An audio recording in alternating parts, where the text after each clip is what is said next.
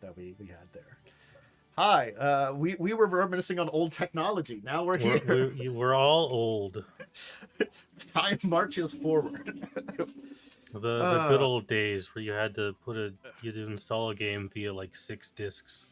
Oh, I mean, I'm gonna say something. I really do feel like the whole what is old is really a thing pushed by consumer media to make you buy more things. I miss tactile media. I miss holding a physical thing and like putting a disc in. yeah. Because I like let's that. be real, the fact that you need to buy this newfangled thing is very much just you really don't. We Look, really should have old stuff We're hitting different things the available. point. We're hitting the point where we're seeing younger people buy fucking like iPods. Yeah, I know, because they don't, and then they buy dumb phones and iPods because they don't Which want to. I'm 100% I support. yeah. I agree as well. Like I really do feel like we need a little bit. Everything's become so focused in these small areas. Like that's just the way America's been built to Yeah. focus big. So it's like we only have these big companies who do a few things, and those are the things that you can get. It sucks, but whatever. I think the thing that displays every issue that's right now was what was it? Was it Helldivers 2 on Steam, where it went down from like 100 gigs to like 15 or something like that, and it was because it's 30-ish right now 30-ish because they had a company come in and compress the files properly. Yeah, but that's the thing is, if they just did that, it would be so much easier to have physical media for some. The problem is a lot of companies aren't given the time to, and also a lot of people just kind of don't know how to anymore. Yeah, that is yeah, no, okay. I'm actually gonna. Yeah. That's not as big of a thing as you think. It's starting to be revived because of the general shortage in electronics due to AI booms. The AI boom. But no, it really is that one, storage was so dirt cheap that there was no need to, and two, because of that, people just kind of stopped trying and kind of forgot how because of it. So it's not really like a. Because that's the thing, so I honestly understand, like, that's not as big of a deal as you think, but it's starting to become a thing again. We also had the, when games as a service started becoming more prevalent, make your files as big as possible so they can only have so much downloaded. Yeah. Oh, wait, so I did not realize that was a thing. That is why Call of Duty's file sizes are so large. It is to keep you playing in that specific ecosystem. Anyway, hi everybody. Predatory. Yep. Yeah. Yep. But yes, welcome to Discussing Tabletop. Then we've kind of gone through that. It is, of course, May 23rd. Hope you're having a good day.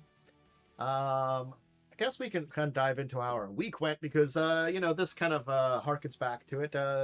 Did either of you have anything very interesting happen this week for you? A guy at my job got fired for stealing. So that's definitely a thing that kind of stands out. Like, so we order like tenderloin and briskets and stuff that costs upwards of like $100 plus. Yeah, because it's really good quality meat. He was just like stealing them. Wow. He was stealing what?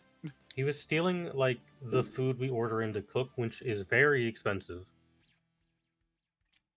Like a coworker? Like a coworker. One of our closing cooks would just. He was also doing like time theft by just staying after by like 2 or 3 hours. So that guy got fired. So my work is like, so he was getting overtime by just standing around. Yep. Which is very much a fireable offense. Do not work past your scheduled hours. It will not work out for you. Well, you can as long as it's organized ahead of time. Yeah, get permission and don't stay like if you're a closer and you're supposed to be gone at 7, maybe don't stay till 9 p.m. Yeah. Or if you have to do it sometime, report it. That you have to say like, "Hey, there were some issues that I had to take care of," and don't report it so they can like tell you to go home earlier a different day. Yeah. People crazy. That was fun, and then I started playing Halo 2 with my partner. He's really liking Halo 2, Oh, nice. which is good because Halo 2 is my favorite Halo game. It's the one that I hear the best things about for when it comes to the Halo franchise. Again, not that it's a type of game that I really dive into, but I guess it's if there was ever like an excuse to jump into one, I feel like it would be the one that I get to unlock the memory vault of my Halo hyperfixation, and tell them about all of the cool things in the universe. So it's really cool. It's really nice. And then I started reading more BattleTech because God, I love BattleTech. Okay, so I can report. Okay, Worm, how about you? How about your week? But then I'll hit to my stuff. Let's see. The crazy thing that's been going on in my week is my mom had to took away my dad's keys. Nice. Because I don't know if I've talked about this, but my dad was basically diagnosed with a form of dementia. Mm-hmm. But he was doing fine. But then the other day he went to go for a drive with all 4 of his doors open. So he opened all 4 of his doors and went to go for a drive. Oh no. To try and air out the demons. So the ghouls. Yep. As one does. Mm-hmm. And he's been fixating on that ever since, and talking to people and being like, "Oh yeah, gosh, I had a conversation with him just to try and just to let him vent." So, but it was just basically like, "Oh hey, oh yeah, no, this should be a decision between everyone. It shouldn't just be, my wife, doing this." He said her name. I just didn't want to. I don't want to. Yeah. So Yeah. it's like it shouldn't be Don't my wife making this parents. decision. Yeah. It should be as a whole family. It's like, yeah, well, we all trust her judgment. So Yeah, I understand as someone who works with Alzheimer's patients, it's sad. yeah, like he's fine that's the thing. I'd probably say it like the way it works. And because funny enough, I have a friend who specializes in neurology. He's a doctor, and he basically says, yeah, this will start to happen more and more. It's basically just it's more like they have these episodes every now and then, but the problem is they're kind of at this point, I'd say once a week to once every other week, which is where it's really probably dangerous for him to drive. So, and even the doctor kind of backed us up, and he's just like, he's just like texting, just like, "Did everyone hear they took away my license?" And I'm just like, dude, okay. They didn't. What's really funny is no one took away his license. He was just told that he shouldn't drive until he has like a month of good days, and that's the thing. Like, he's going to. They're actually working to get him on a trial of a medication that should actually help, because that's the thing. Like, medication in this area basically doesn't do much besides alleviate symptoms. But there are actually some advances that are actually making medicines that are actually going to help. And so he might actually end up being fine in a little bit after we get on this trial medication. But there's things it's that just can kind of like he's make it better. Fixating on it so much, and it's just like, ugh. Oh my gosh, it's so annoying. Yeah. He just wants to drive so badly. Actually, it's so funny because I was talking to my friend, the neurologist, and he's just all like, why is it always driving? Like, why is everyone fixate so hard on driving? I think it's especially here in the United States. It's the call of the open road, baby. It's also the freedom of it. Like, Yeah. I mean, in the United States, if you can't drive, you literally can't go anywhere. Yeah, you basically have nothing to do. Yeah. So I get it. But yeah, I mean, there was some. Yeah, so that's been going on a lot this week. Yeah, my week was a combo of a couple interesting things I saw, and of course the adventures of lawn mowing. That was very much so my week. So it all starts with the fact that we were a little behind in mowing our lawn. It got to that point in time where like, it's getting a little jungly. We should take care of this. Turns out our mow is broken. We look into it. We're like, our mower has had some problems. We're like, why don't we get another one? My mom finds one on sale, orders it. We get it assembled. The front tires are broken. So now we have to go through the entire thing to order them. Of course, in the middle of all this, the other thing that happened that was really wonderful was my key to the garage, which is also the key to the back door, breaks in the lock. Fortunately, gets out, but it's one of those keys that was one of the older keys, and it just breaks, and it's just like, I'm trying to lock up. It was a lot of ups and downs, adventures in lawn mowing this week.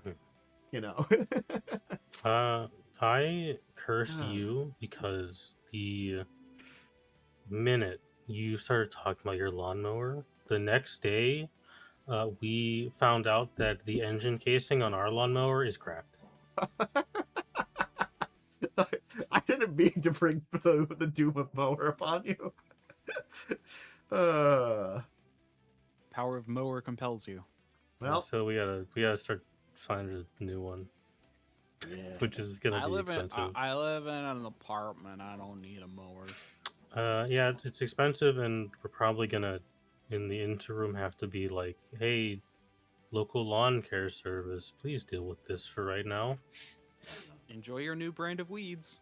Mm-hmm. It's probably fine. Yeah, I know. It's just most companies don't sterilize their equipment. Weeds are just misplaced plants. I have nothing against them. Yeah, it's usually not that big of a deal, unless there are. It's not that big of a deal unless it's certain kinds, but those are still fine.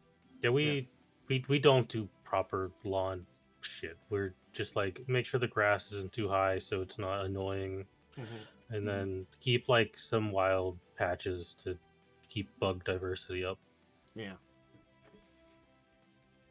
No, so other than a couple interesting videos I threw up into the thing into my chat, I think the big thing is I did watch the Acceptable Losses World of Darkness werewolf video, and it was actually a very good kind of breakdown on how 5e difference, and it did make me think more about it, because it was yeah, I've expressed my dislike for werewolf 5e, but I'm also it's not a bad idea to contextualize a lot of the issues that are there with werewolf.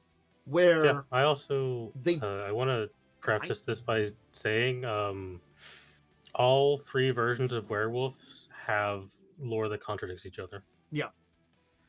It's the werewolf is the worst one for it. Werewolf really is the worst one for it.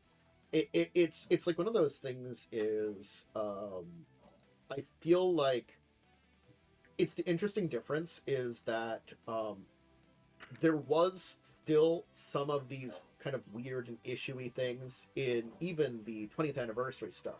Onyx Path, which they do a good job in a lot of stuff. I think it's sort of they just didn't address certain aspects of it, I think is where it was. It's sort of it's there but not there. I'd have to really go back and think about how that one was. Especially because it's some of the unfortunate things. It's you don't think about it until they pointed it out in a lot of ways. And I'm yeah, no, that's definitely stuff that we can get away from. I think it's just, for me, where they set the precedent that it was a semi-rewrite but evolution in Vampire. So it's sort of they rewrote a few things, but you could easily say it's kind of the same thing, only redid a few backstory things here and there. Kind of what they do for a lot of other additions for a lot of other games. Where Werewolf is just sort of it's an entirely new thing, very akin to Chronicles. And the Werewolf's Chronicles was one of those ones that, I'm of the opinion that of all of the new World of Darkness complaints you could have, Werewolf's ones are kind of the most overblown. It's one of those things is I kind of think it for me. I think honestly don't care as much about the lore side of things. I feel it's one of those things is I think for me I do complain about it, but it's if I look at the lore side of things, that's the one where I'm yeah, I'm it's mostly fine. It has the most yikes stuff that needed removing. I think the thing that I kind of say about it was that there were certain aspects that were interesting that like they could have removed the yikes part while keep a core aspect of issues of it that kind of existed beforehand, where they kind of just cut it out with like an axe or something. I kind of say like that. You know, they just took a hatchet to it, which is not necessarily bad because it wasn't like it was, you know, not something that really was needed there, but it did disconnect things in a lot of ways. And I was kind of like, again, like it's sort of like I don't mind the idea of anybody could be a werewolf, especially in this time period. But it's also like one of those things of like, I always thought the werewolves did it in very not good ways. The idea of bloodlines, because a lot of people popped up in strange places still too. Because it's like, you know, I also thought like without the bloodline stuff, the idea of like a kinfolk character was kind of neat. You know, someone that had like powerful werewolf blood but wasn't enough to transform into one, so they could also learn some abilities too. So it's sort of like there's the icky parts next to something that I thought was kind of neat, and it's kind of like, can't we rewrite this? Yeah. I mean, the main thing I am like kind of glad is gone is the purebred metas stuff, because a lot of that lore was like, let's just write things against disabled people. The meta stuff was just never really done well. Like, I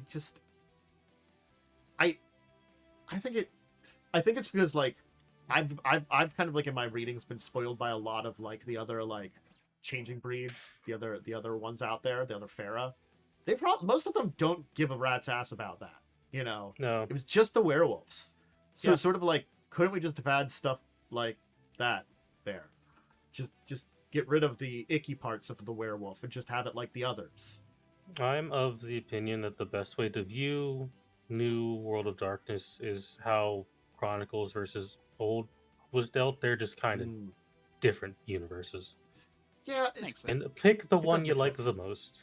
Yeah. In the end, these are your stories anyway. Yep. Oh, yeah. I mean, that's the thing. Even the originals contradict. Even the original sets contradict each other a ton. Oh, absolutely. You know, there's a lot of. So it's like as the GM, you have to like figure out the world anyway. So it's kind of like an interesting point in time, because I feel like they're kind of. It's that they've been trying to backpedal into like this in-between area where they're not necessarily bringing back any of the things that they like really cut out, but reconnect it with the old stuff. And it's just a weird spot to kind of be in.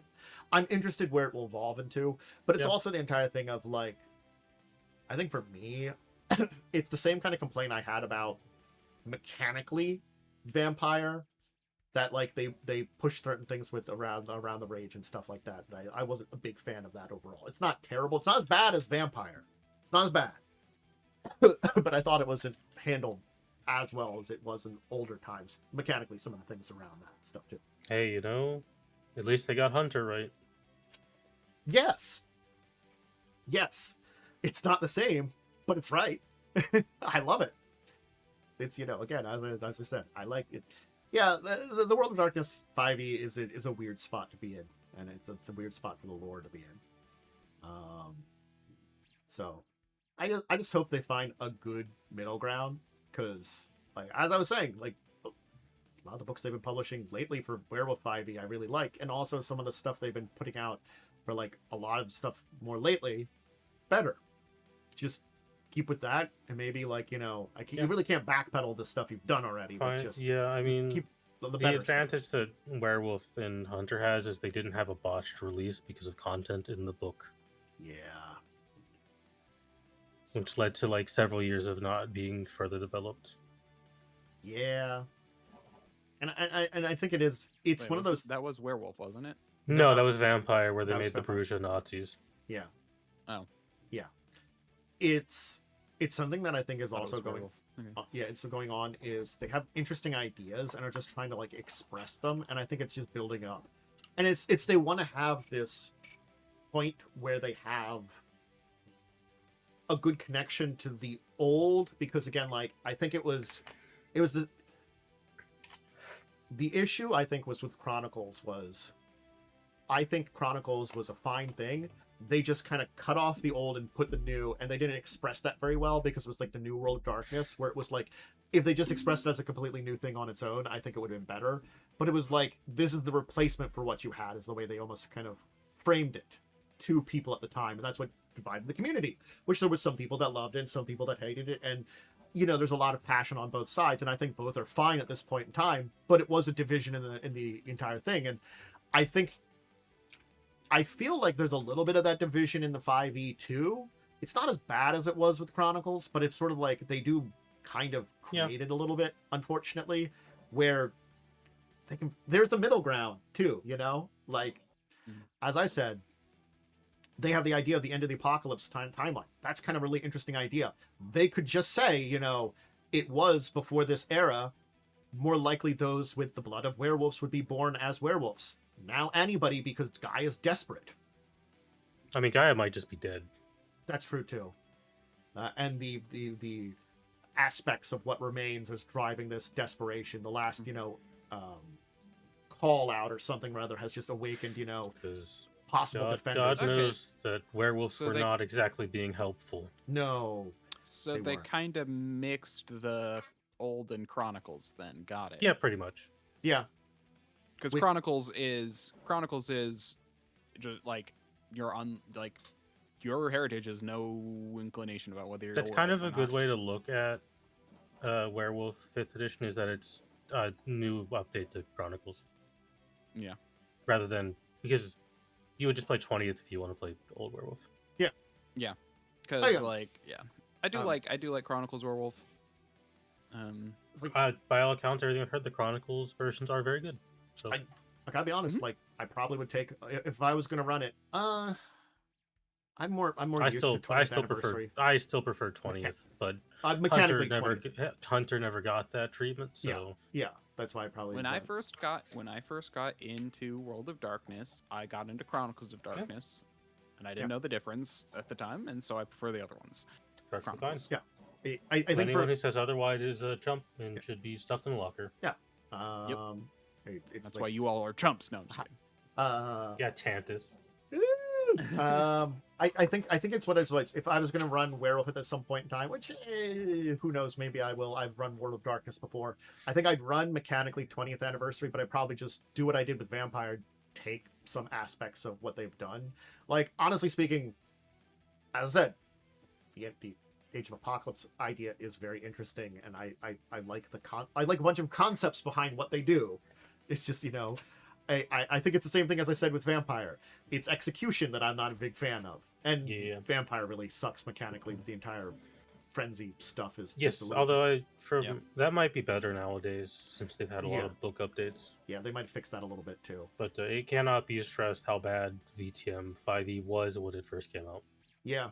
It's kind of like I haven't dove deep into Werewolf, but from what I've read about in some of the stuff, you know, mechanic wise, I was like, this feels a little similar to what I've heard before, but it's like, you know, it doesn't feel as bad as Vampire, but might have still like a little bit of.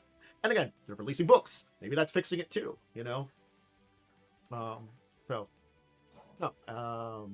It's a very interesting point to be in for 5e, but I think that was a very good summary. It's one of those things is I'm much more of a deep dive kind of person, but I do like the way they do a lot of good summaries of things there too.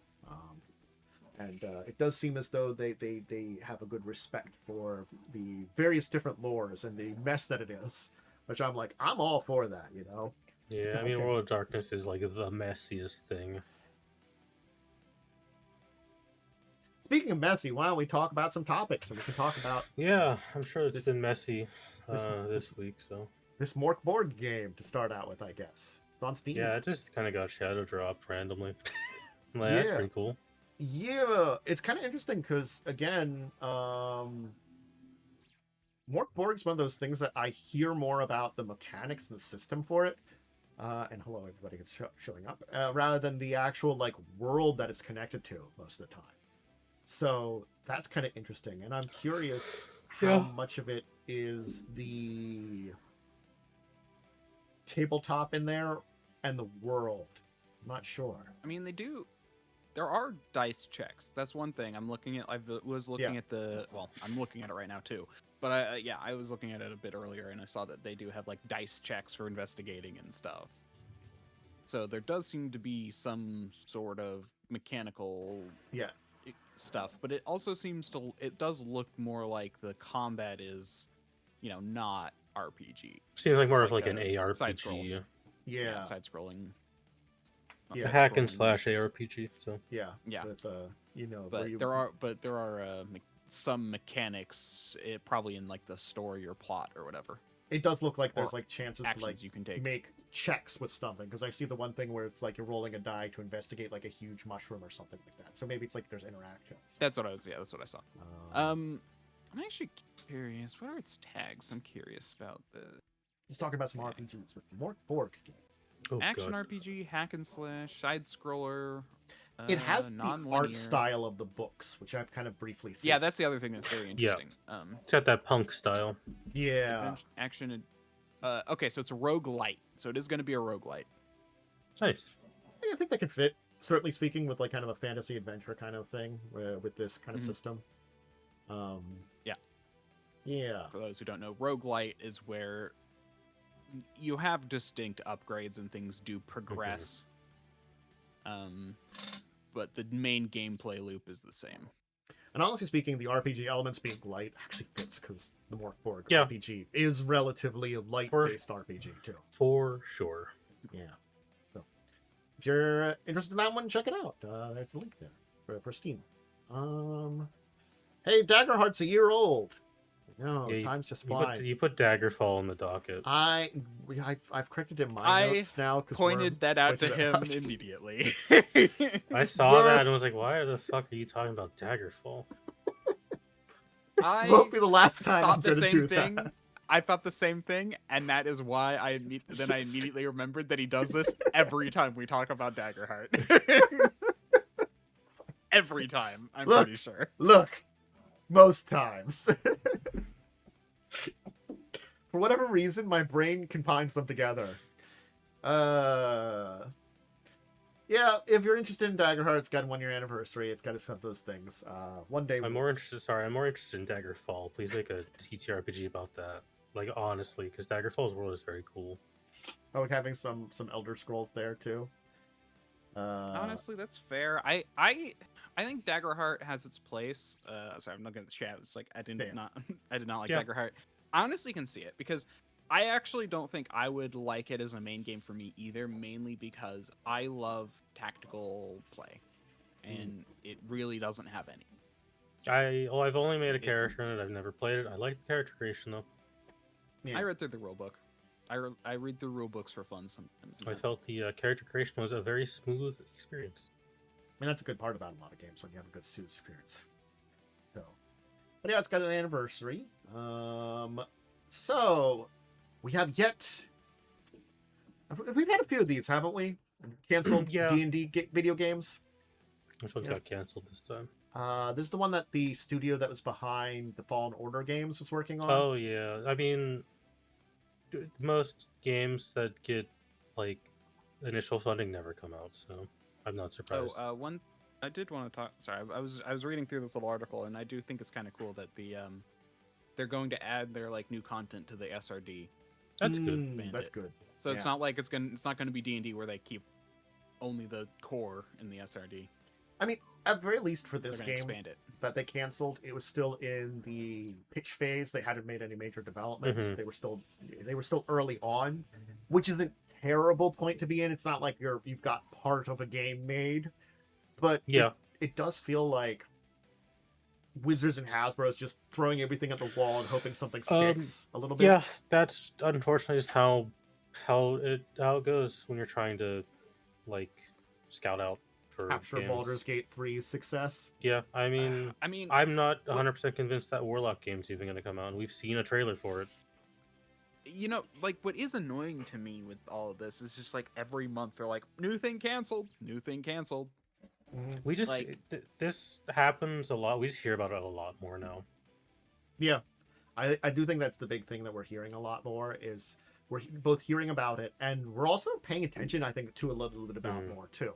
because That's like it's like a big IP like this. yeah, it's when we kind of see this kind of thing here, because if I hear that the people what's this Giant Squall Studio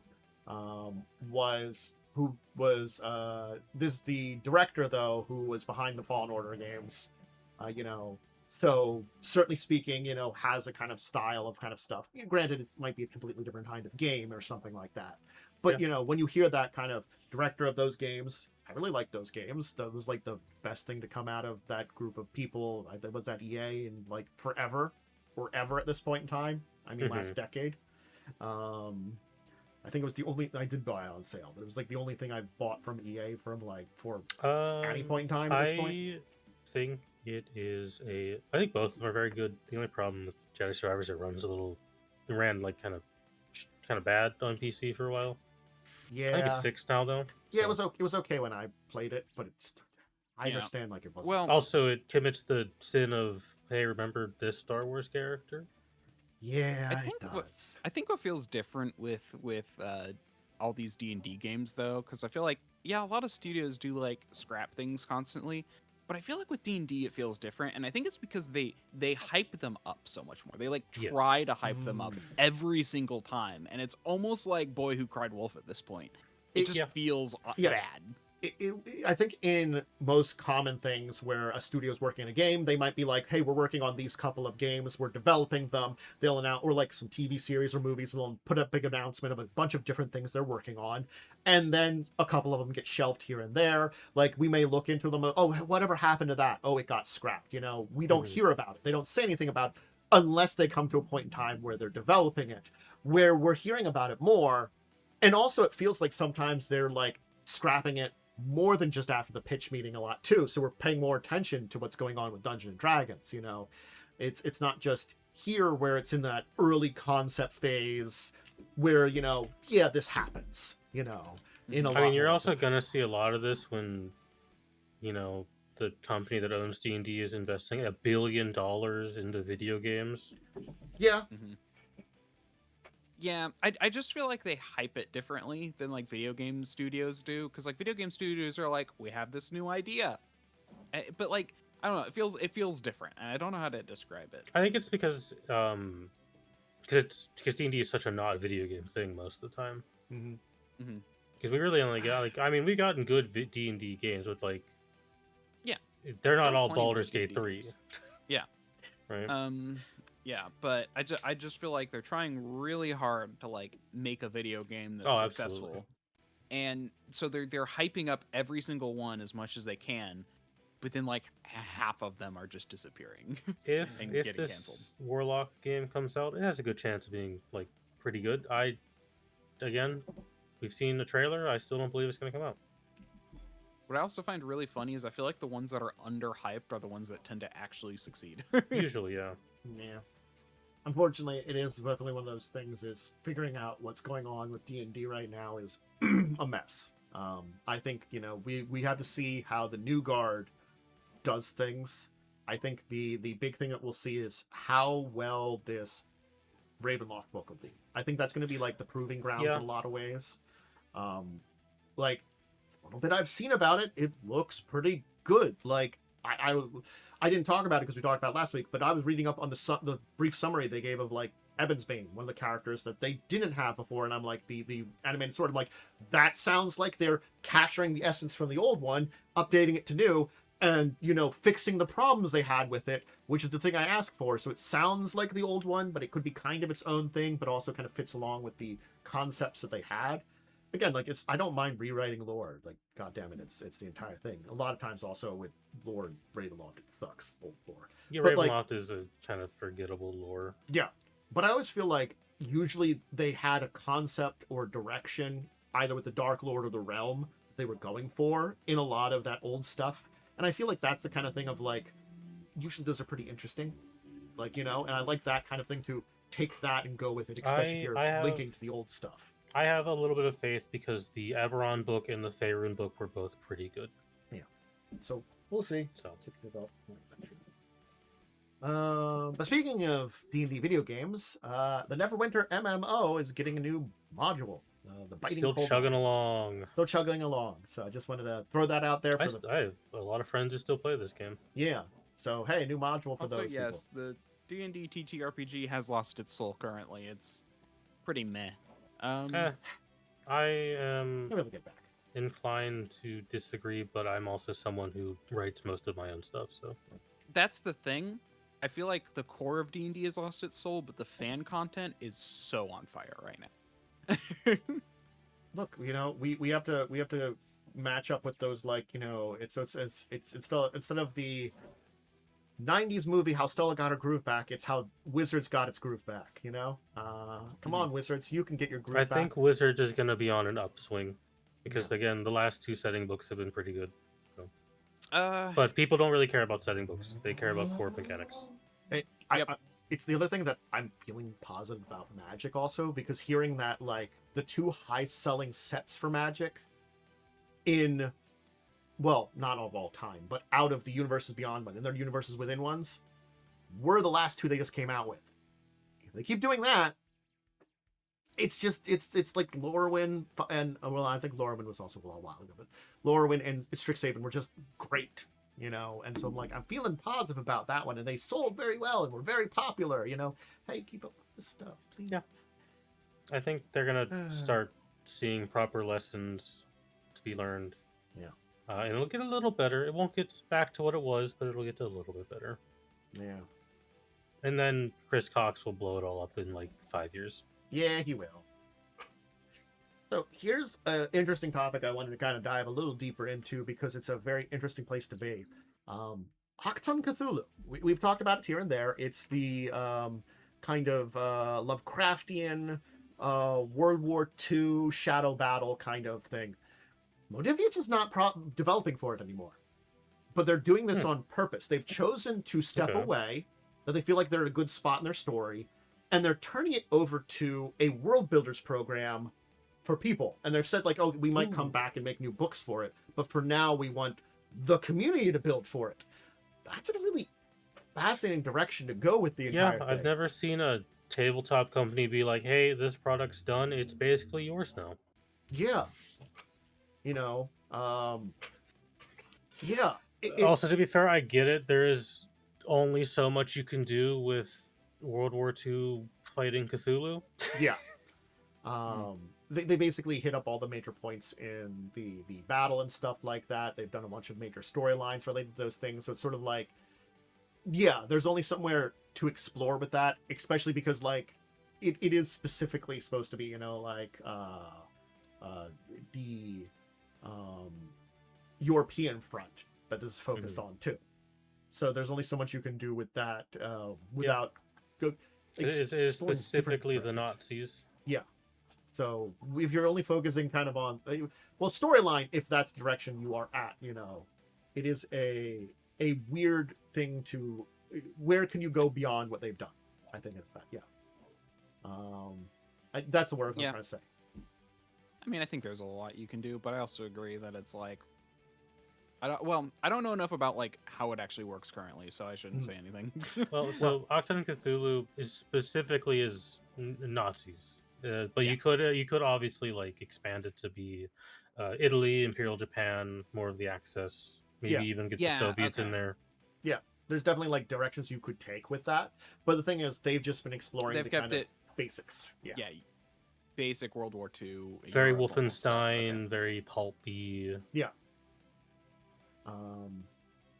And I can definitely see being like, this is a good place. We're done. Yeah.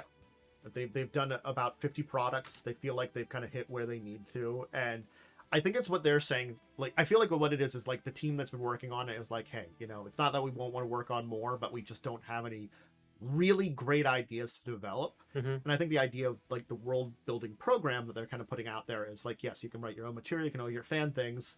And either at some point in time in the future, maybe they get some inspiration from something that someone comes up with. It's sort of like some idea out there. Or something like that. It's giving it the community, hey, build what you want out of it. Let's see where you go with it. And maybe we'll come back here and like publish some big books. And if not, there is a living kind of program we're putting together for it too, you know. Yeah, it's definitely interesting because like we you know, the world building programs like Modiphius have existed for a while, but like normally, you know, it's you know, the various side contents or something like that, or third party contents, and it's not the focus a lot of times of an RPG. It's like most times most companies would have just stopped publishing it and not said something, you know. I think that's the big thing about it is Modiphius, not only did they like, you know, stop it, they're like, oh hey, we've stopped. They've actually said something about it, I think is the big thing too. It's interesting.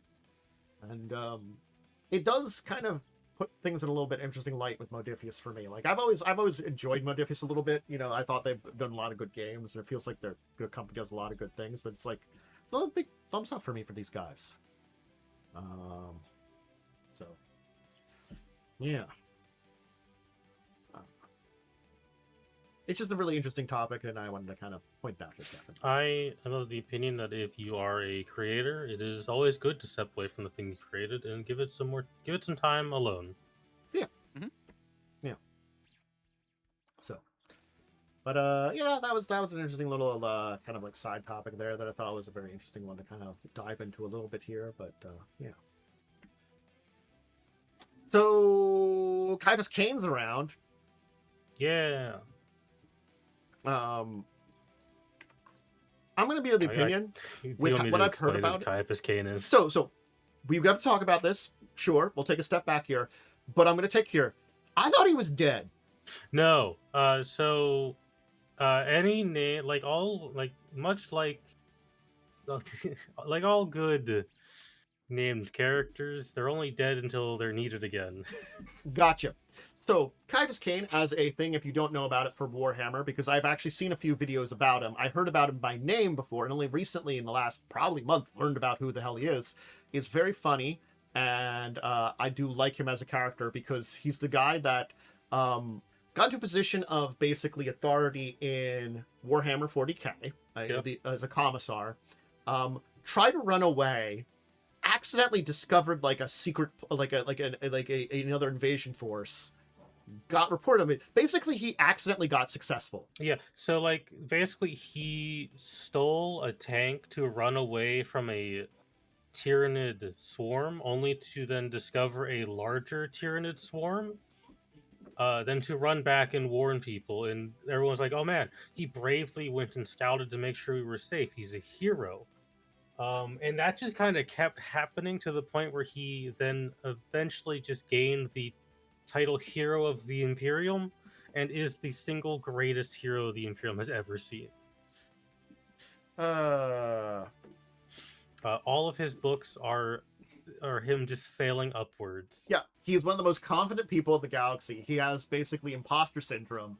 So while he is actually really confident and actually can do a lot of things, because like when you talk about some of the things he's actually done, they are impressive. Like there are creatures that he's fought. Like granted, like he's fighting these injured things and like, you know, Chaos Space Marines, and maybe they're injured, but he's still holding out and surviving, which is still impressive for. Yeah. He's just a normal dude. He like the feats he does are like rivaled only by like a Space Marine. Yeah. Yeah. And my favorite part about his books is there's a character, Amberly Vale, who's an Inquisitor who's writing these books about him, and she will just put like little annotations in response to shit Cain does, and it's often very funny. Yeah. Yeah, I think it's just it's an interesting entire thing. Like it's like he is honestly, I really love this character. He is my favorite commissar. Yeah. Out of the three like big commissars, he is my favorite. Yeah. It helps that his books are also really good. Yeah. But we're getting Commissar Cain, Hero of the Imperium, and more importantly, we're getting his trusty sidekick Jurgen, who is the most disgusting man to ever live. For two reasons. Explain? Well, for just two reasons. First off, he is actually gross, disgusting, he's very ugly. Very ugly. Does not bathe. Does not bathe. But he also is technically a blank. which he is does not have a soul. he doesn't have a soul, and being around him feels awful. You know, he's like being around a blank makes you basically want to vomit and rip your eyes out. so on top of being horrifically smelly and not bathing. So he's double horrific. All of Cain's success can probably be chalked up to the fact that he has a blank next to him at all times. Yes. This guy who's completely loyal to him, who does all of the menial work for Cain, who believes it's his right and what he has to do. Yep. So he does like all the dirty work for Cain. And with just like, he's like, if someone else tries to do it, he's like, no, that's my job. And also, like, no one bothers him, so he can get away with like so much stuff. It's this the two of them combined, greatest heroes ever. Yeah, I'm interested to see. I mean, obviously, it's a dope miniature. It doesn't really look like Cain because all the art of Cain is he's like kind of like very lanky-ish, but this guy's he's got Stubby. a smaller torso. Yeah. So it looks a little different. Jurgen, I think, is peak. I think that is the best miniature I've ever seen. Yeah. I believe no quote notes someone on that him. said that he is the only Valhallan in plastic. Yep, he is. So one of those groups of like of soldiers that hasn't had a plastic model yet. So that tells you how long ago I'm they were hoping we done. start seeing more unique guard characters. Not gonna lie, because they also brought back Yarrick, and I think bringing back Yarrick is a mistake personally. Honestly, I'm of the opinion that you should probably just like kill Armageddon off and never talk about it again. Wait, you have wars there. How many wars are they up to? I don't know. We're on the 4th one now, I think. Oh, wonderful. I think we're gearing up to the 4th War of Armageddon. Wonderful. Which at this point, like, the Steel Legion is gone. Who cares anymore? Yeah, no. I've definitely enjoyed some good aspects of one Warhammer Module. Sure, what's up? Has any War of Armageddon led to Armageddon? Several of them. The second War of Armageddon led to like a bunch of just full hive cities, which are cities filled with billions to trillions of people, destroyed immediately from orbit. Okay. You don't want to live on Armageddon. The book set there Hell's Reach, which is like I think a 15-year-old book. Oh, Armageddon is a planet. Armageddon is a planet.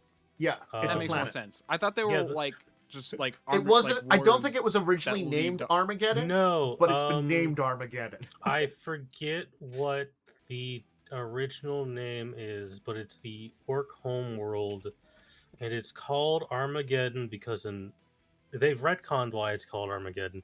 In War of the Beast, the Mechanicus promised to just throw it into a sun to be done with it. And they said, we promise to bring Armageddon to this planet, and they teleported it away. Yeah. Basically, because it had a bunch of really interesting things. It had a bunch of orc tech on it. And they're like, this is weird. We like weird things. Orc tech that were doing things that they didn't expect it to do. So they wanted War of the Beast is a terrible book series. Yeah. So they stole it and made it their planet, and then had some people settle in it, and then it turns out, like orcs and other people are interested in it because it had all that interesting stuff on it. Anyway, Conans Return. Yeah, got a mini. He's a cool guy. We can talk a little bit about some magic, and I do want to. This is the one that I really want to talk about a little bit here because it's funny. I don't like it 100%, but I find it funny. It's cat secret layers, and some of them are Garfield. Oh, I saw someone talk about this. Yeah, I mean, I'm not going to be mad if you play a Garfield card, I feel like. No, honestly, kind of the same way. That's fine, I think. I respect Garfield. Yeah. It's funny. Do I like it? But it's funny. I think, Why are so many of them Garfield? Pay a lot for that Garfield license, that's why. Yeah, they got to do a lot with it. I'm not Garfield's gonna lie. a hot commodity. Like, I'm just gonna say probably the second secret layer, the as intended, where it's just the things. I don't think any of them are valuable. I think that one, if you just want the art, those are all you can get. Those are reprinted so much. Yeah. Not sure about the third one, which is kind of all weird artistic styles. The little like black shadow cat on the Per Majesty. I feel like Maddening Hex might be like like a little pricey, like not super pricey, but I feel like it's like a $5-6 card. So Okay, so maybe a little bit there with some of those. I guess we do need to stop SCP-3166 from manifesting. So we have to do Garfield things every now and then. True. True. The Pearl Majesty is adorable, and the Witch is Familiar. I like the Witch is Familiar one the most. Yeah, it's yeah, cute. It's cute. Yeah, I don't know how many of these have like value, but like if you just like the art, I mean that's also fine. I'm pretty sure Bojitsu or whatever is a pretty expensive card. Cool. As I always say, like, you know, it's you always go for these secret layers is aesthetic that you like about it too. You also probably want to look a little bit value and kind of like compare those two things in your mind. It's like, do I really love these, or do I kind of love these and I want to see if it's got the value to those two things? Because if it's doesn't have the value but it's kind of card, you can always look later for, you know, probably in like 6 months to a year for, I don't know, it on the secondary market, and it's probably going to be still a little cheaper than getting the entire thing. If you just want single cards for the arc or something like there too. I'll also like some of these cards are like really good in Commander and just haven't been reprinted in a while. Yeah. No, the little black like Shadow Cat in the Per Majesty. I really like that one. It's adorable. And the Roost Ultimatum of the cat knocking thing over. I'm sorry, that one won me over. Anyway, but that's that. Those. Hey, they fixed the Marvel issue. What was the Marvel issue? You remember how on Arena they couldn't have Spider-Man cards? Oh yeah. We're getting the Marvel cards, but not only that, we're retconning the From the Omen Paths into Spider-Man cards. So they're going to be the Spider-Man cards, but you're allowed to, whenever you play them or when you're going to be using them, choose which art you have. If you're going to use the From the Omen Paths or the Spider-Man now. So they're going to be transformed, but you'll have the option for every card you own. You definitely should just use the Omen Path ones because they're so much better.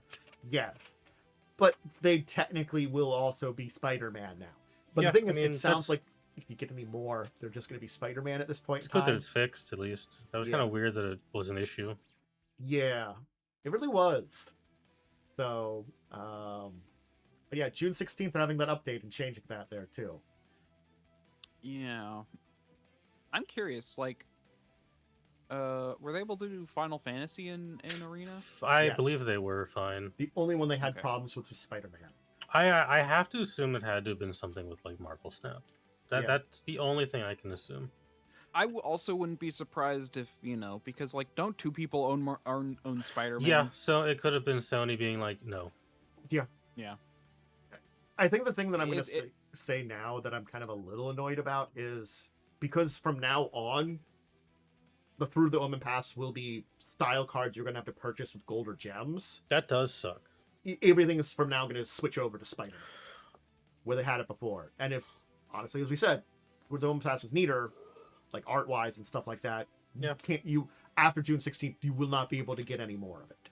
Unless you pay some stuff to your cards that you didn't have before styled to it. Like, if you have, whatever you have now that would be technically from the Omen Pass, it's going to be both now. But if you get new stuff, it's just going to be Spider-Man. Unless you do the style things, it looks like. So when did this set come out originally? It was last year, right? Spider-Man was last year, towards like September, August, October, that kind of area. I was just curious. Yeah. I'm guessing because they're doing more Marvel stuff, they had to finally kind of figure out something with all this kind of mess. So yeah, the actual like Marvel set is a bigger set. Yeah. So again, I'm not necessarily a fan, but if they do a better set than Spider-Man, I'll be at least half happy. You know. I won't, but I don't play anything outside of Commander anyways, and Commander's the goofiest game you could ever play, so. True. Not gonna lie, the specialized, if people didn't see the on Clarion College, they did a thing where I linked it in my chat. The Shuffle Up and Play was one where they had a special deck. If you put a non-token creature to play, it got like a modifier. They all were wonderful. And the only thing I complain about that episode is, can we have that deck of weird modifiers? True. I just want something like that. That would be so fun to play with. It'd be I haven't stupid. played Magic in a couple of months. Yeah. There were some bans and restrictions. We'll just mention those briefly for Magic because there was the Umezawa's Jite being unbanned in Modern is pretty big and interesting. Oh, that's interesting, yeah. It's unbanned, yeah. Like Violent Outburst, that's kind of like there's a lot of power levels, so maybe it's not as bad as it used to be. The other two that were banned, okay, Corey Steelcolor banned and Pioneer, whatever. It's kind of come up before. And then like the Undercity Informer being banned in Legacy was kind of interesting too. So it's like it's just some interesting things kind of going on that are shifting. Yeah, very interesting. Yeah. So, and it's not in Standard, which is honestly a surprise. The big shifts in Modern are a very interesting one. So, right. Hey, the Marvel superhero event, that was special event that was going to be in Places that we talked about, it's canceled. Apparently there's some production problems, so they're not going to have it anymore. Not rescheduling it, just not having it. So, Rip. Yep. If you're interested in that, gone. An old TCG from early 2000s is making a comeback. The Chaotic TCG. I remember the animated series existed as soon as it mentioned in this article it was an animated series, because I'm like, a TCG from 2006, okay, cool. It was on Fox 6. I never watched that. It wasn't in my thing. But it was apparently an animated series, and I remember the name as soon as they kind of talked about it a little bit more. It had a 4-year run. I guess it was related to 4 kids, and 4 kids went bankrupt. So I guess that's also why the TCG died. Oh, yeah. This got... Oh, I didn't... This was, I say recent, but it's pretty late into 4 kids' life. Yeah. So, yeah, it does look like, again, because it looks like 4 kids... The TCG shut down... I did not know that 4 kids was gone. Yeah. Well, it's just because... They might, Saturday morning cartoons just died? Yeah, we don't really... Yeah, they died in, I'm going to be honest. I actually feel like it's for the better. They really made very stupid decisions when it came to the way they edited animes and stuff.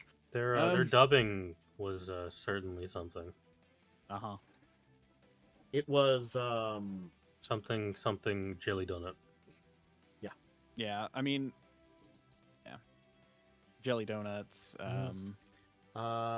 lollipops and suction cups. Yeah. Yeah. I'm gonna fire. Suction cup. Yeah. A guy was firing like spikes in the One Piece dub, and it just became that they were things with suction cups on the ends, which made no sense whatsoever. If you're going to do that, it's like, what?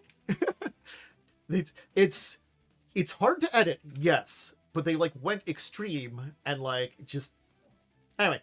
But yeah, no. So Chaotic. Also, the pointing fingers instead of guns in Yu-Gi-Oh. Oh gosh, those are so funny. Mm-hmm. Yeah.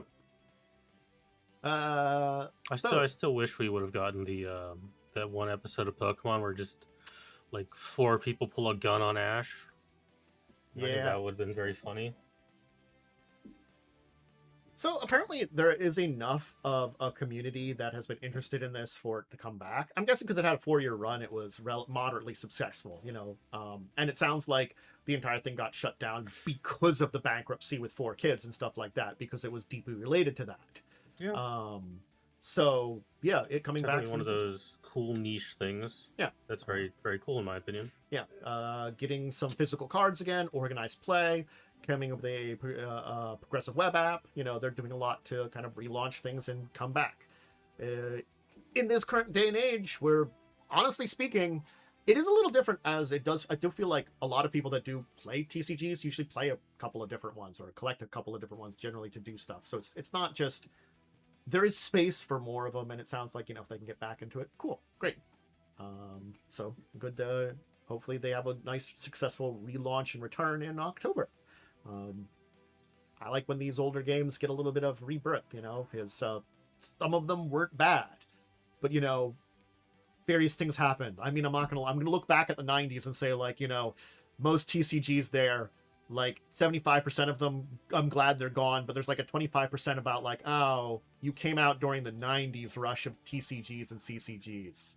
Ooh, sorry. It was not a good time. And then the last thing for TCGs and minis and stuff like that is one I don't know a lot about, but apparently the Azuki TCG is getting its first booster set released, Gates Awakened, and it's related to it's an original anime IP, and they're coming out with a manga, so they're doing like a cross thing between all of them. So basically, it's a multi-level development, a multimedia kind of thing. It includes TCG. That's kind of neat. So I kind of wanted to kind of throw and talk about that there because it's a fascinating thing that I haven't heard a lot about and don't know a lot about it. So, hey, if you're interested in it, check it out. So, unfortunately, we're losing a publisher that I know the name of, but I don't really remember a lot about what they... Well, I'll read the article, tells a lot about that. But Atomic Ninja Studios is going to be no more. They did some work on some stuff for Savage Worlds, which I remember seeing in the last couple of years. And then I'm pretty sure Dead End the Living Dead campaign, I've heard of that one too. But they dissolve today, unfortunately. So Tragic. The studio's gone, unfortunately. I don't know what happened with what they were working on. It probably will get sold off or just die out, and maybe once NDAs and contracts are done, it can be restarted by the creators again. Yeah. Because again, like they were making supplements for Savage Worlds, and I don't know who has Savage Worlds now. I don't know if I see a lot of Savage Worlds stuff, so they might have been keeping that kind of going, that entire branch and stuff. Because I think the system I've seen for Savage Worlds, but I haven't seen some direct Savage Worlds games lately, honestly. No, I think Savage Worlds has kind of fallen out of favor. Yeah. So. Which is a shame. Yeah. More systems are more interesting, variety. Yep. We kind of talked a little bit about Monolith getting the Conan IP and planning stuff with it, but now we have an idea of what they're doing. They're going to be putting out a Kickstarter for both the board game and the RPG coming up in the third quarter of this year. Cool. So we can expect both of those to be coming back. This is post Modiphius did their Conan line. They kind of just let the IP lapse. Monolith has it now, so they I guess they've had it in the past because I think we talked about this too, that they've done an older RPG, so they're bringing a new edition of the RPG and a new edition of the Conan board game. So a revival of that. And again, it's classic sword, sorcery, barbarians kind of things. It was very, very low magic. Swords and sandals. Swords and sandals, yeah, that's deal. Swords and sandals is generally what it is called. Yeah, I think that was the term I was looking for. Famously played by Arnold Schwarzenegger. Yep. No one's also really... a man who has a bajillion jobs. Mm-hmm. I forgot we talked about that so much. I'm sorry, Modiphius, your series was really funny and great, but it was every time like it was a new Conan book when you were putting it in, it's like Conan gets a new job. Good for him. Yeah, it's like Conan had a lot of adventures, and every time he went on an adventure, he learned a new skill. It's like, I guess I can learn a little bit. A man of many talents. Yeah, and a man who hates shirts. Hates shirts and has many talents. I feel like he's got like it's the barbarian that just like puts a little bit of like who uses the I learned skills or like feats rules from something and just keeps doing that so it like increases abilities. I mean, yeah, he's kind of like the template of the fantasy barbarian. Yeah. So, roll. He also became a pirate, I think. He did become a pirate at one point in time. Yeah. And technically a king, but that was like the end of his life. But Roll20 is coming out with a dungeon generator, and they're just doing simple like random generation dungeon, no deep AI kind of stuff. Yeah, it's a weird thing to say, like it doesn't use AI, and I think it's the difference between like generative AI and like the it doesn't idea. use generative AI, which is fine. You don't need generative AI for something like this, but it still does technically use AI. It's kind of like I think it's because whenever we say AI now, we think generative when it's sort of like it's like the enemy, the NPCs you fight in a video game use an AI. It's a different kind of AI. AI is a general term. Yeah. So it's just weird that they're I know what you mean. It's weird that they're doing that, but they're trying to say like no AI was used in this. They just did it in a weird way. Yeah. It's not like scraping other people's nonsense. maps to make something. It's not doing that. Yeah. So again, it's just Don John, but probably better. Yeah, it's just I guess that's the best way of saying it. It's their own version of Don John and stuff like that there too. It's nice because way easier to import. So here's the thing that also, I like about it too. They're saying editing tools for what they put on there. So you randomly generate something and then you can edit it a little bit. That's the one thing I was about to say. Yeah, that was about to say. That's the worst part of Don John is you can't really edit it. You just have to keep hitting random until it like does what you want. Yeah, or something close to it. Which is why I tend to use it just to get an idea for a layout, and then I just make my own on something else. Yeah.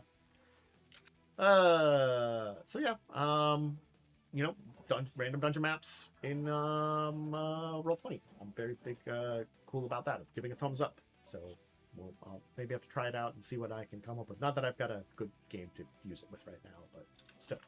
Need better sleep? Oh my god! Advertisement going loud. Some of these pages, that was loud in my ear and hurt like a lot. Sorry. Like just one of the links just tried to bomb my ear. If it makes you feel any better, none of that came through on the stream. Oh, good. I needed it right away. Anyway, Fury of Dracula for a 5th edition is getting that. No, Fury of Dracula is getting a 5th edition. It's the 5th edition of the board game. Yes. Not to be confused with 5e, even though it is also a game that was done under Hasbro, which is a weird one. This is a very, very old Games Workshop game. Yeah. I tend to use Roll20. I use both Roll20 and Foundry, depending on the game. A lot of times. I run exclusively on Roll20 because I'm too lazy to learn Foundry, and I'm stubborn. If I'm making a map, I will use Dungeon Draft. If I don't need to make a map, I go onto Reddit and find a map. Yeah. So yeah, I subscribe to Chepeku or Sespeku or whatever you want to call them. According to them, their name is impronounceable anyway. So. No, they literally say pronounce it however you want, which I love. But Sespeku, So Sespeku and for like generic battle maps, but then I tend to just make my own. Yeah. I have fun making map assets with pixel art, and so I tend to just make my own maps. I've been doing more stuff with Dungeon Scrawl since that has Roll20 integration. It's nice. They recently added like better layering, so yeah. Most of the above for me. I do want to use like Dungeon Scrawl and stuff more though. It's really nice. Man, seemed that like Games Workshop did something in 1987. It's a board game, and I'm like, I keep forgetting how much stuff they did. Do you not know how old Games Workshop is? I know how old it is, but I keep forgetting how like much other stuff other than Warhammer. Games Workshop is from the 70s. I know, but it's every time I hear it, I think it's just all the war games / miniature games, and that's all they did. Fun fact: they were also the main importer and publisher of D&D in the UK. It's just like it's just sometimes surprised me that like how much other stuff they've done. It kind of like no, they've done so much stuff. Yeah, it's just like sometimes you like see stuff and you're like, oh, that company did that. I didn't realize, It just sometimes they're a lot more condensed these days. Yeah.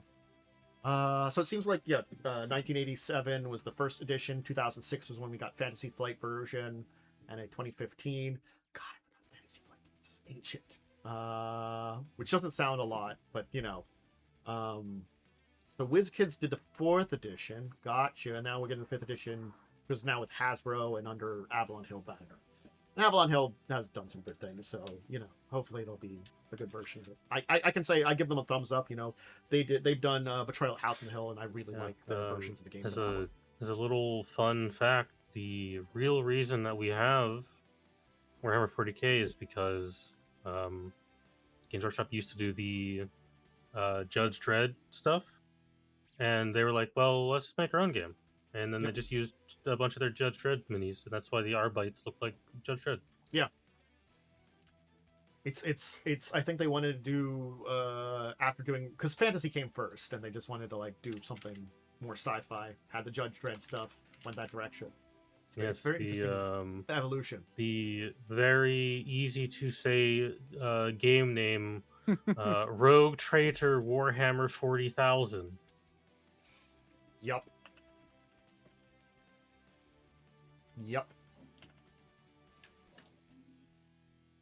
BattleTech is my special interest, and you've activated me like a sleeper agent. Yep. So, I was gonna say, I love me some mechs. I like BattleTech.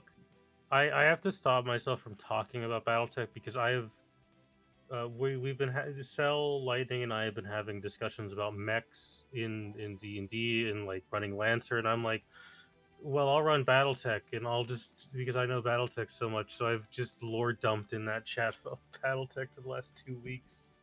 Yeah, like BattleTech, I played. BattleTech has, I believe, actually 3 role-playing games because they made a new one recently. I played, this is a very long time ago. This probably would have been like, I played a little bit, I think late 90s, early 2000s.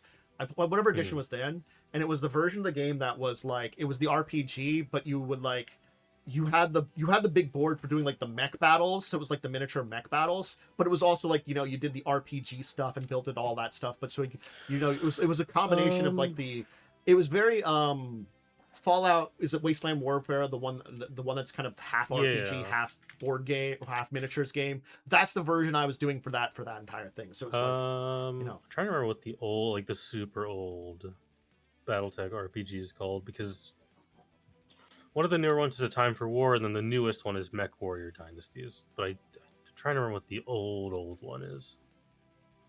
Man, it's been a while. I didn't play a lot of that. It was fun. But like also like, I'm not gonna lie, I think I was better on the character creation and didn't do a lot of like the mech creation on that point in time. Like I think we were just using pre-made ones, and it would have been interesting to explore that in that game. But it was complex. Yes, very, very crunchy. I have been a BattleTech fan for a very long time. Read a lot of the novels, played a lot of the video games. I even watched the TV series that was out a very long time ago. Yeah. That's what I think that was my first introduction to BattleTech, and I'm like, that's not a Gundam. What's that? That was my second, and it took me a while to realize that was BattleTech. You know, it was like, oh, because again, I just had like maybe like 3 or 4 sessions of trying that RPG out. It was like at someone's house, you know. I didn't really dive super deep into it, but that was like my first experience with it. So this was my second, and it was like, oh, that was this thing that I did a little bit of, and now I know about it, and my wheels ground together. It's quite kind of cool. Yeah, I love BattleTech. I am Hal Steiner's strongest soldier. I love the funny nobles playing general archetype, and I love that their light infantry units are heavy assault mechs. Yep.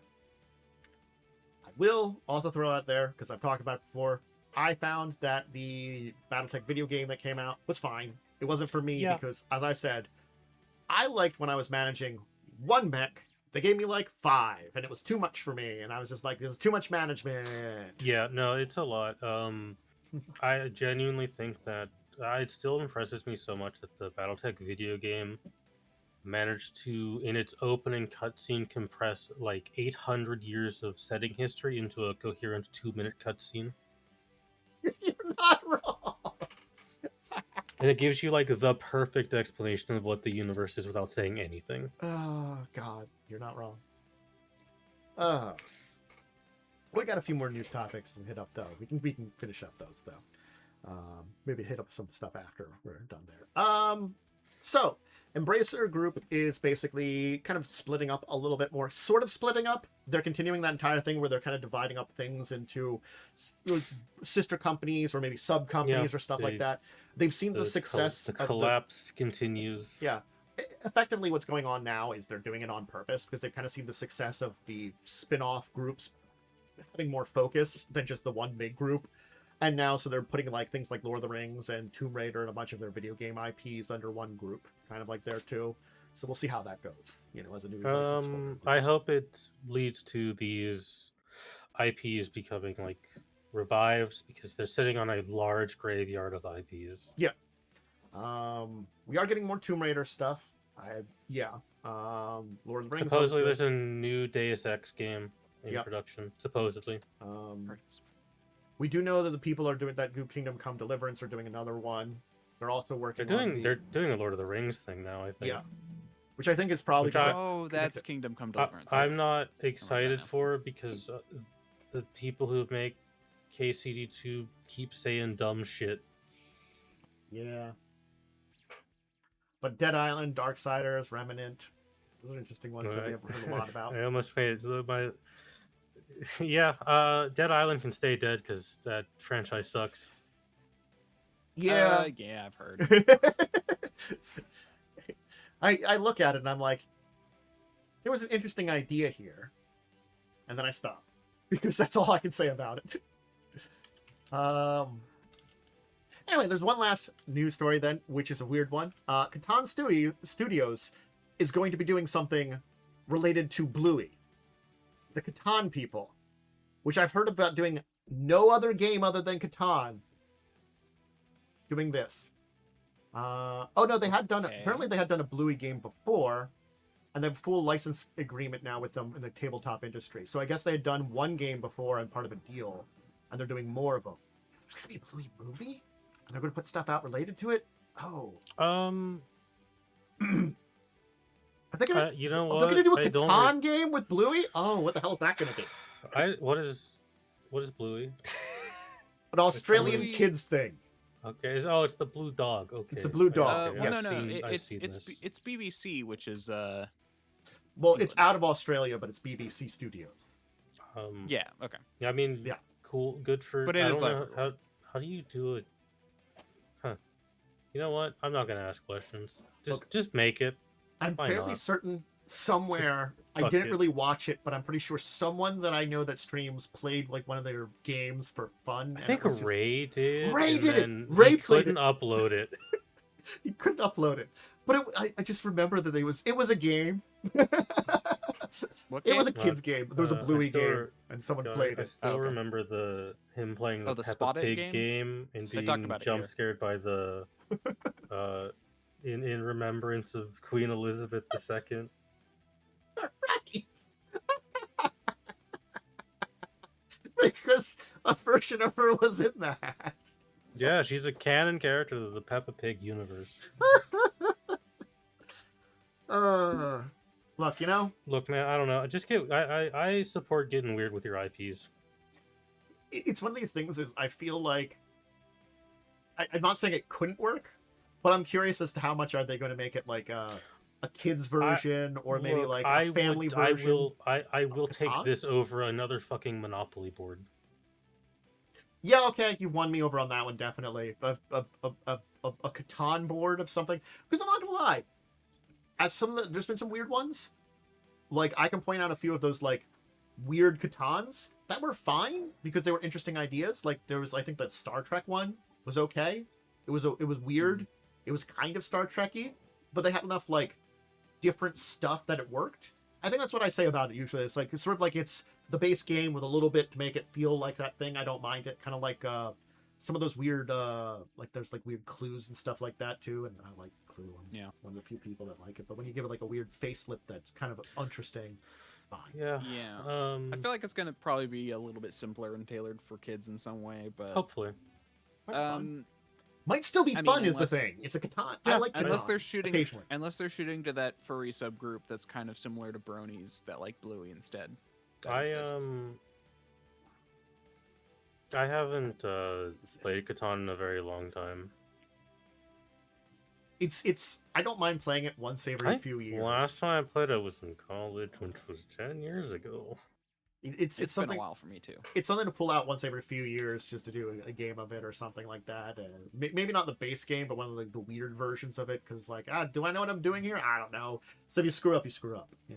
Yeah, I mean, it's a kind of a friend ender sometimes.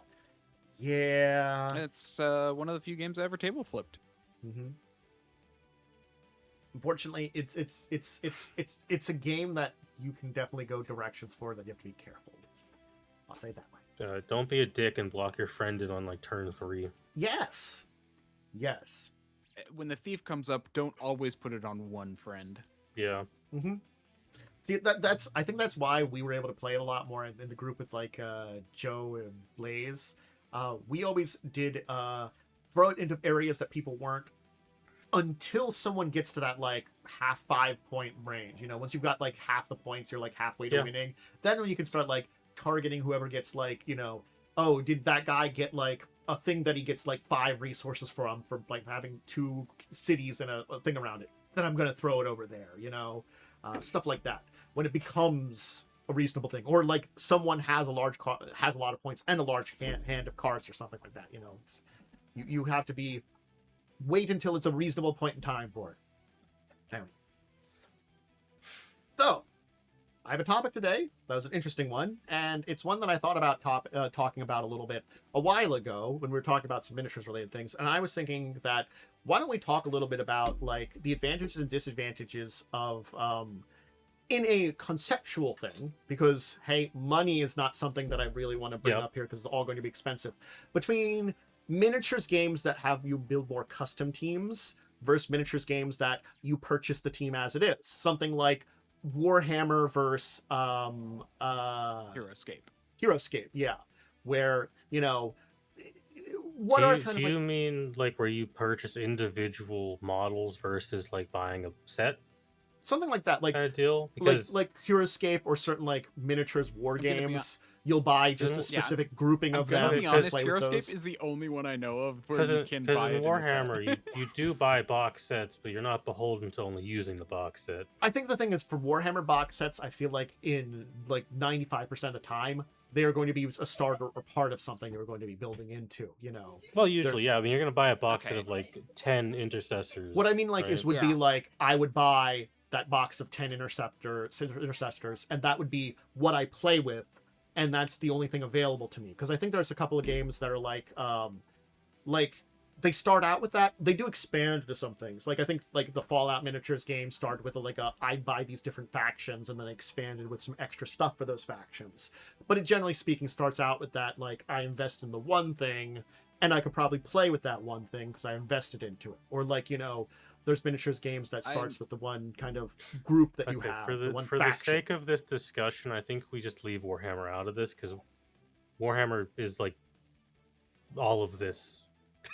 Warhammer, unfortunately, is this like weird. Okay. Like my whole thing is just like, this is very much like, here's the thing, like HeroScape is the only one I know of that like where it's like, oh, you can get a box set as like, and you tend to play with that box set. Because with Warhammer, you can't still just mix and match. Yeah, because with Warhammer, you can't really just play with one box set. Yeah, that won't really ever be enough points to build an army. Yeah. So I think Warhammer might be in its own thing where you're building an army of box sets usually. Yeah, I think it's war game or skirmish games in a box is the best way to describe it. Versus you build a team war games or skirmish games. Okay. Because like for BattleTech, you can get a box of mechs and you can run that mostly fine. Because there are a bunch of them. Mutant Zone Wars apparently is you buy the box, you have like the 2 to 4, and it's like smaller groups there. Probably would get individual expansions. It does seem to be there is a lot of these out there that are I buy a box, I play it. I'm like looking at a list on Board Game Geeks. It's just the thing is I've seen a bunch of them here and there. Magic Gathering Arena, the Planeswalkers. It was a thing. I thought when you put custom builds, I thought this was going to be like a kit bashing discussion. That's something to talk about at some point in time, because maybe if you know about that, we can do that. If you could lead us on that at one point. I mean, kit bashing is basically where you print your own minis, right? Or you take pieces of other miniatures that look cooler. Like, say if you buy like a hero space marine who doesn't have a helmet, but you don't want to paint a face, you could just take a helmet from a box set, take it out, glue it onto your guy who's named, and be like, this is named man, but he's got a helmet because I don't want to paint faces, or I think it's stupid that a named commander just has his face exposed. Yeah. I think the thing is, I think the thing about this entire thing, this discussion also to say is, there are a lot of these miniatures and war games that start off on the one side and kind of expand out into the customization as the games go on. Like I would say, like, I'm just trying to I'm gonna be honest, I really don't know that much. Like, I was really into HeroScape as a kid, but Yeah, I'm kind of the wargaming person in the friend group, I feel like. Yeah. yeah. Um. But I don't know much about like other things, like box sets of other kind of war games. Because you usually buy a box set because it's cheaper to get like a bunch of guys that are like lower quality, like lower tier pieces. Because like in Warhammer, you're always gonna need like 10 basic guys, so you just buy a box of 10 basic guys. Yeah, and you don't paint them super well because they're not your centerpiece models, so no one's gonna really be looking at them. I think it's kind of like, like the Fallout mini games, you had different factions that you kind of play as, but they've added a bunch of miniatures or stuff to expand what options you have in those entire kind of factions.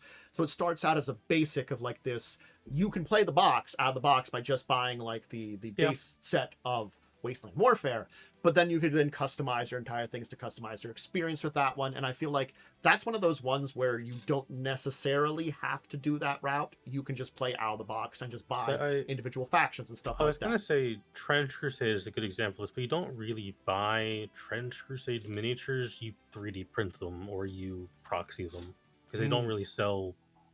They've started to, but at the beginning they didn't have the production to like 3D print or plastic mold stuff. Yeah. So they would farm that out, and at the very beginning of Trench Kit, a lot of the miniatures were like horribly defected. I guess then, because it sounds like there are less mini games that I think of when I'm thinking of these things for this, maybe it's a better direction to kind of like talk about this with the like.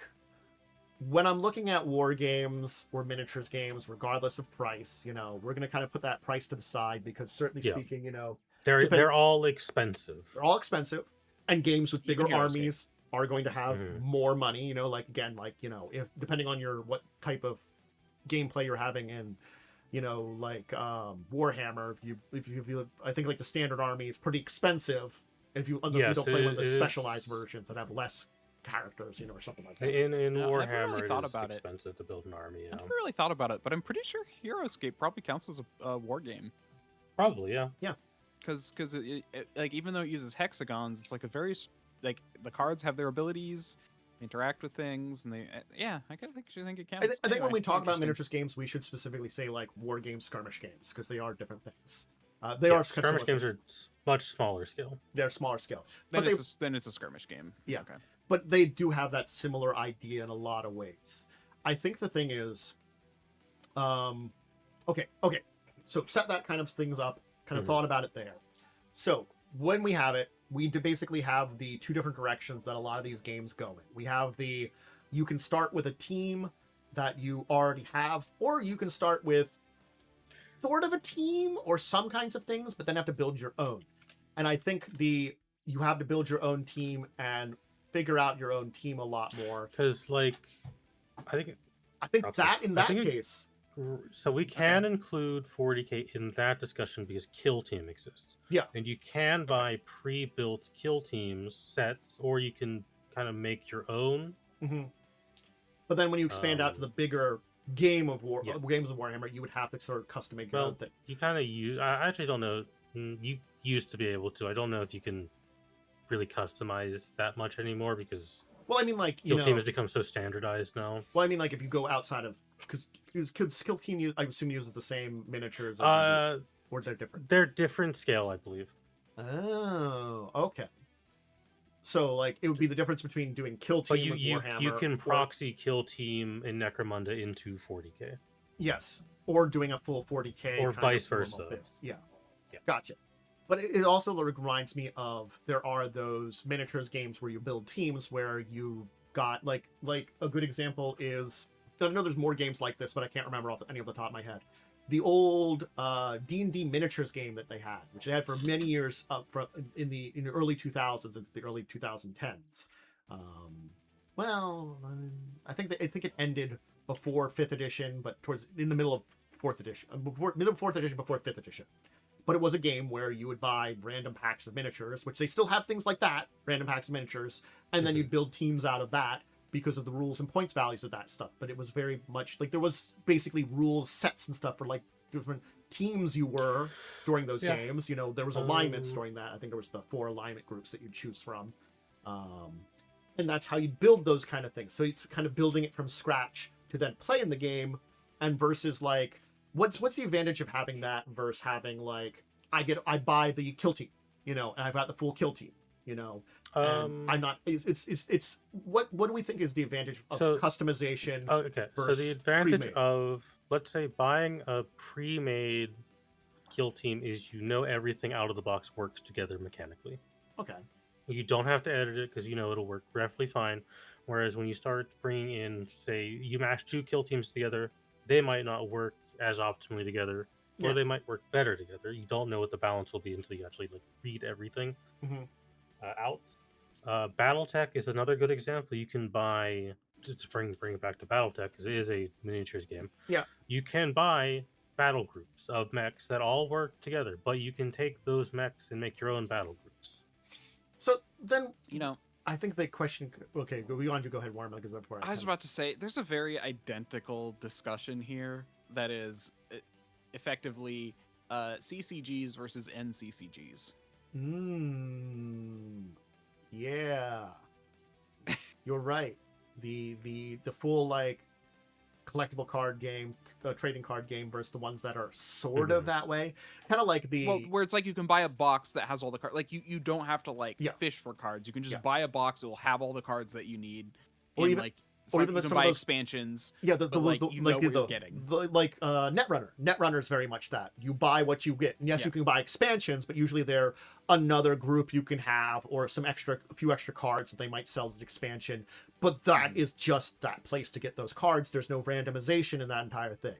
And I think it's the same thing. It's randomization versus non-randomization, and it's that entire thing for the gameplay. It's definitely like because there's still depends on the game. starter packs, and there are some like war games that do use random units and stuff. Yeah. I know like there are things you can do with that. So it's like it's not necessarily random, but it's more like the build your own versus one thing that you have everything. Yeah. You know, like I think that's the direction I was trying to say and not expressing it very well. And I thought I was going to. Yay! I figured it out when I started thinking about this comparison. Yay! I was trying to express that, and I thought I had a good way of expressing that, and it turns out I didn't. Yeah. Yay, so it's brain. basically build like things where you build your own, or things that come with like everything you need is basically. Yeah, and I think we know the big advantage of it comes with everything you need. Again, we know it works together. We know the rules are going to be put together. But then again, what is the advantage of that custom thing? And I think the one thing I can say about it is for the custom, certainly speaking, is competitive. Custom usually is going to be better built, you're going to learn a way to tune it up for whatever custom thing you have, much better for any kind of competitive based game. But is that the only advantage that we have if you're going into competitive, or is there like some in between or something else that could be for your more casual for fun that would make that custom a little bit better? Like, again, outside of those games that are purely one or the other, you know, what is that kind of advantage, you know, like there? Certainly speaking, if it's just pure one or the other, you're going to live with whatever the hell you got, you know. But as we said, we get to while you're talking about things around Warhammer, it gets a little funky because like it's like with Warhammer, the amount of points you play in the game makes a difference. If you were playing a point value that I could buy a box and it gives me a bunch of characters that would be enough to play that point value or close to it, I don't have to do a lot of customization. While if you're playing like a big game where you have the advantage to use like things like knights and stuff, where I think that's a very valuable it's the difference between like what I guess like a 500 or 1,000 point game versus like a 2,000 point game or something like that. I don't know the points very well, so I'm just spitballing off of the numbers I've heard occasionally. So it's a big difference. Yeah. 40K is expedition packs for stuff for new units and stuff like that.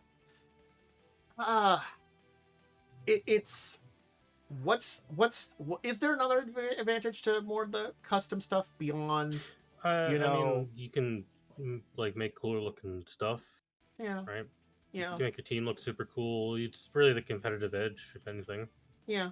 Competitive edge. I mean, you like know. realistically, when it comes to something like Warhammer, there's a mix of the customizability of being able to like pick and choose stuff, and then you've also got the kind of fact that it's always expanding. The one downside I feel like to box set games is, you know, they tend to release everything all at once, and then you get everything all at once, meaning Yeah. it's not as, and sometimes it's not as customizable, although sometimes it is. And now here's I think the thing I can kind of say about that kind of in between. Let's say like let's take hey, Wasteland Warfare, I was talking about a little bit, where it's very faction based. They released more stuff that can be more stuff to factions. Do we have to worry about that stuff that's being released being so cool and so neat that when I get that miniature, I'm auto going to replace something in there and I'm not going to look back? Do we have to worry about stuff like that happening where like your old stuff might kind of just fade out, you know, a little bit too, that I spent some money on? Which yes, that can happen in other things. Yeah, I mean that's a big Warhammer thing of you get new prints or cooler looking guys. Yeah. But or sometimes you get less cool looking guys and then you just don't buy them. Yeah. But like, you know, in a more custom evolving game where you have much more, I feel like Warhammer is one of those ones that you have that like investment, because a lot of times as you building, if you've already built like if you've already built one army in Warhammer, you can afford more miniatures. Where on the other hand, like when it comes down to the disposable income, a lot of the other miniatures games, especially the more out of the box ones, tends to be you don't paint them in a lot of times, so it's a lot less, I think, involvement too. Yeah, that's a big difference I think too. Is the like sure when I use the D&D miniatures example, that's not a really great one because that's also wasn't very involved. Those were pre-painted miniatures. Not they were interesting miniatures. Yeah, but they were pre-painted too, and you don't get a lot of those. You know. It's an interesting thing to kind of think about the two different versions of them. If we again remove the entire price side and like what kind of game would be better to get into. Also, if we're purely ignoring price, I would say you probably do want to get into box set games like Kill Team or BattleTech because it's easier to understand and it's not as much of a time investment. Yeah, I guess that's the good reason to get into those. Beyond then when you know you like these kind of games, you can then get into more customizable stuff. Yeah. And I mean, again, there's exceptions to this game because there's a massive spectrum of these types of games too. There are like things that like you might get into it that's a little bit of a box set, a little bit of a customization, like Wasteland Warfare, as I said, for that one, or maybe something like if God, you can find some people that want to play and you want to like go on goddamn eBay and buy some. You get into the D&D miniatures game. I play some when I own a bunch of those. Not all of them, but I collected a bunch of those. And if you're always looking for a cheap war game to get into, there's always Bolt Action. Oh yeah. It's sometimes the topics just evolve into something else, and I think this is one of those ones that evolved into something else. But I think it's fine. Like yeah, again, like my brain went into, is this about kit bashing? Is this about when you like buy a like, is custom building, does that mean you assemble the model yourself versus a pre-assembled model?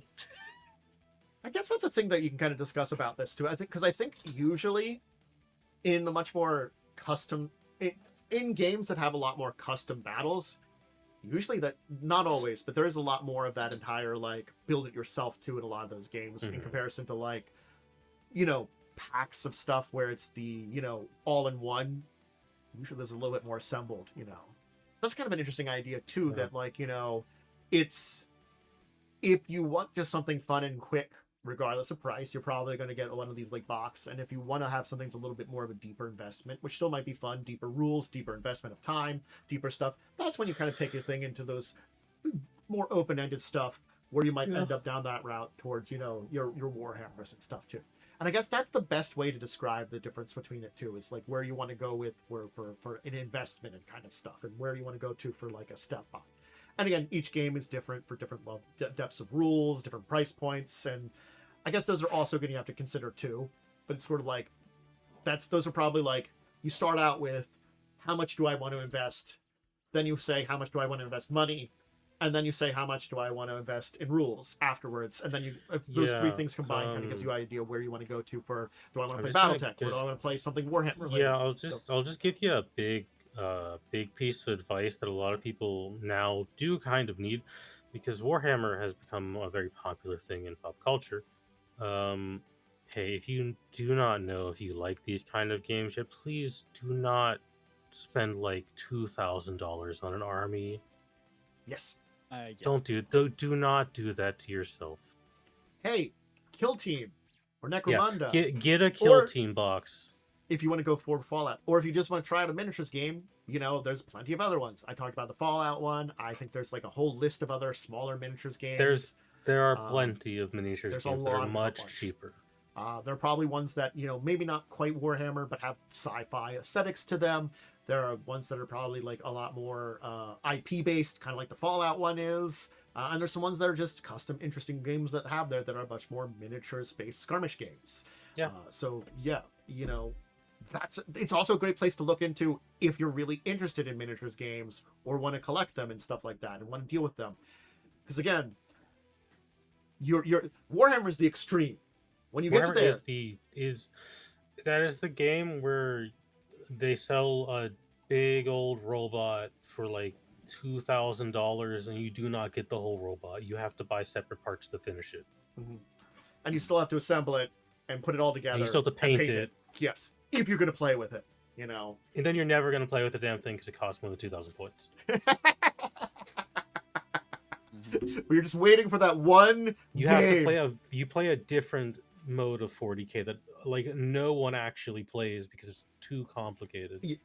I've showed it before, but you can't see it right now. I have a gigantic miniature, and I actually mean it is technically called a miniature, from the D&D miniatures game that is a colossal red dragon.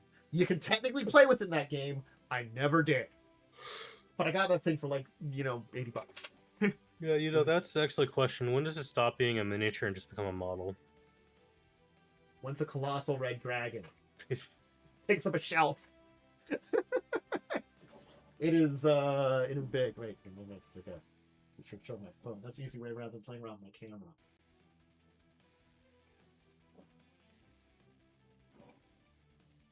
It's not the best picture, but maybe kind of see it there. Over on the side there. The big old red dragon next to Saturn. Yeah, so there is. He's missing an arm. This is like, so I don't believe you can buy this anymore. But the Tau had a Forge World model. It was all resin, called a Tau Manta. It was a big dropship. The dimensions of this thing, it was 25 inches long, 34 inches wide, and it weighed 30 pounds. This thing. If you wanted to win as Tau and you had a lot of disposable money, you would just buy this, put it on the table, and it was just like, well, I've won. Yep. But yeah, that's very much so like the crash course on minis games and the differences between the two different directions you take with it and what the use of that is. It's certainly the hey, this is exploring and figuring out where I want to go with the miniatures-based games, for the time, money, and gameplay. Yeah. So, okay, cool.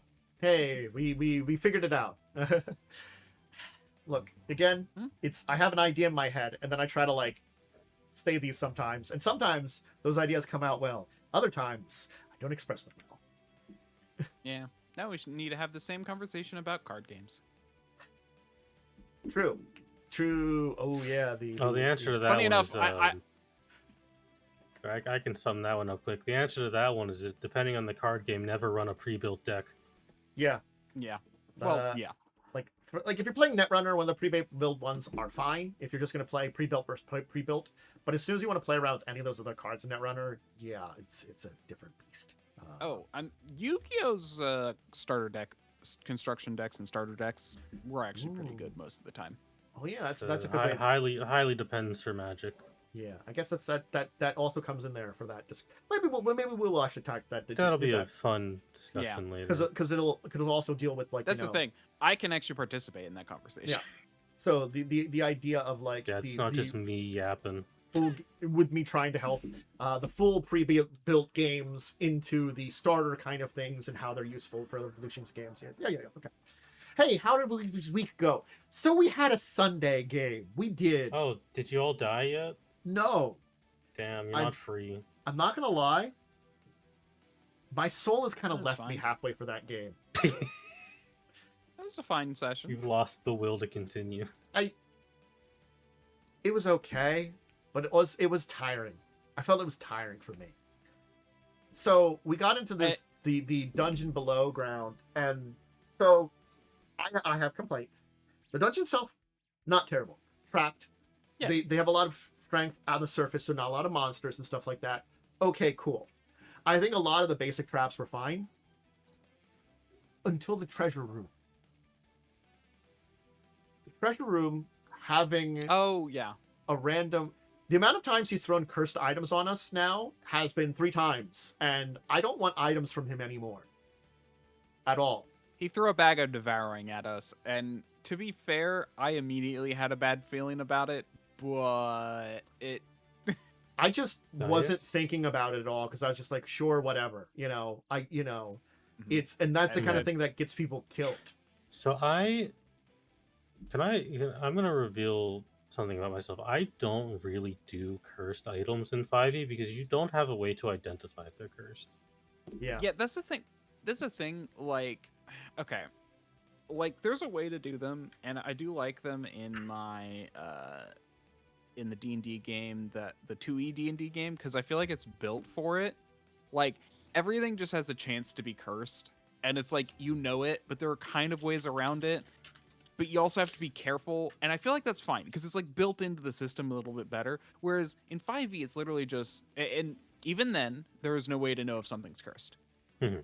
Yeah. But they're kind of fun. Like, I feel like in 5e, like, and that's, I think that's the big difference. In 2e, they're kind of fun. And the DM has never thrown anything that instantly kills us. Like, I know there are some magic items like that. But in 5e, when it's like this heroic fantasy more, it's like, and there's no way to identify them. Yeah. It feels a lot less There fun. are Yeah, games they work better in because, the- you don't not only identify them, but it's the style of the game, too. Yeah. Because like I think they work really well in like a Pathfinder because it's only like a +10 to the item check to identify if it's cursed or not. Yeah. Well, I think it's like 10 or more, and then you reveal if it's cursed. Yeah.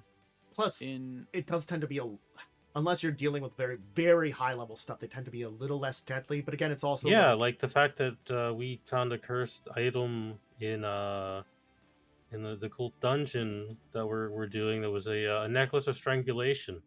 Yeah, that's Disguised as, I think, a necklace of adaptation. Yeah.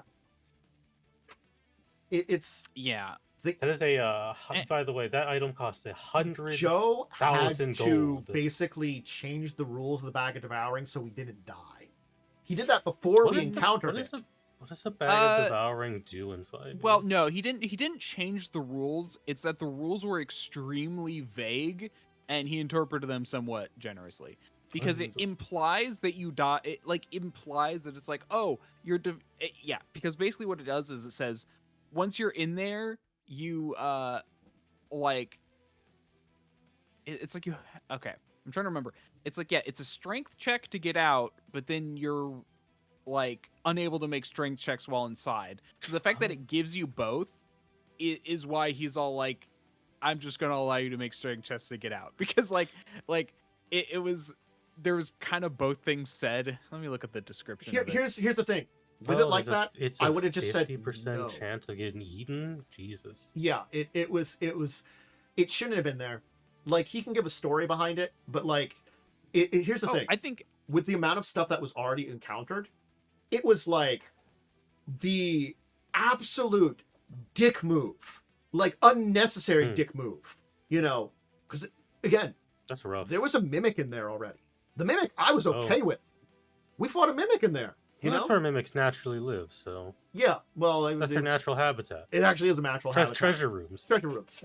And, like, it was like a greater Mimic or something, so it was a little bit of a threat, you know, too. That makes sense. Yeah. That one sounds fine. Because we're high level, you know, so it's like a more powerful... Yeah, you guys are, like, fucking level 15, which you shouldn't do in 5e. Yeah. So, like, again, it was also... We already had navigate an entire thing full of traps and stuff like that, and go through all this kind of problems. All that I was fine with. But it was just this, like, little cherry on top that just threw me over the edge a little bit, like, mentally. I was just like, what the fuck? I would have just changed the... if I were him, I would have just changed the rules from the get-go. The annoying thing is when he changes it in the middle of things, because he realizes it's stupid. But he didn't think of it ahead of time, which is what's hard. I think he shouldn't have had it, is what I was on. Oh, I actually think it's fine.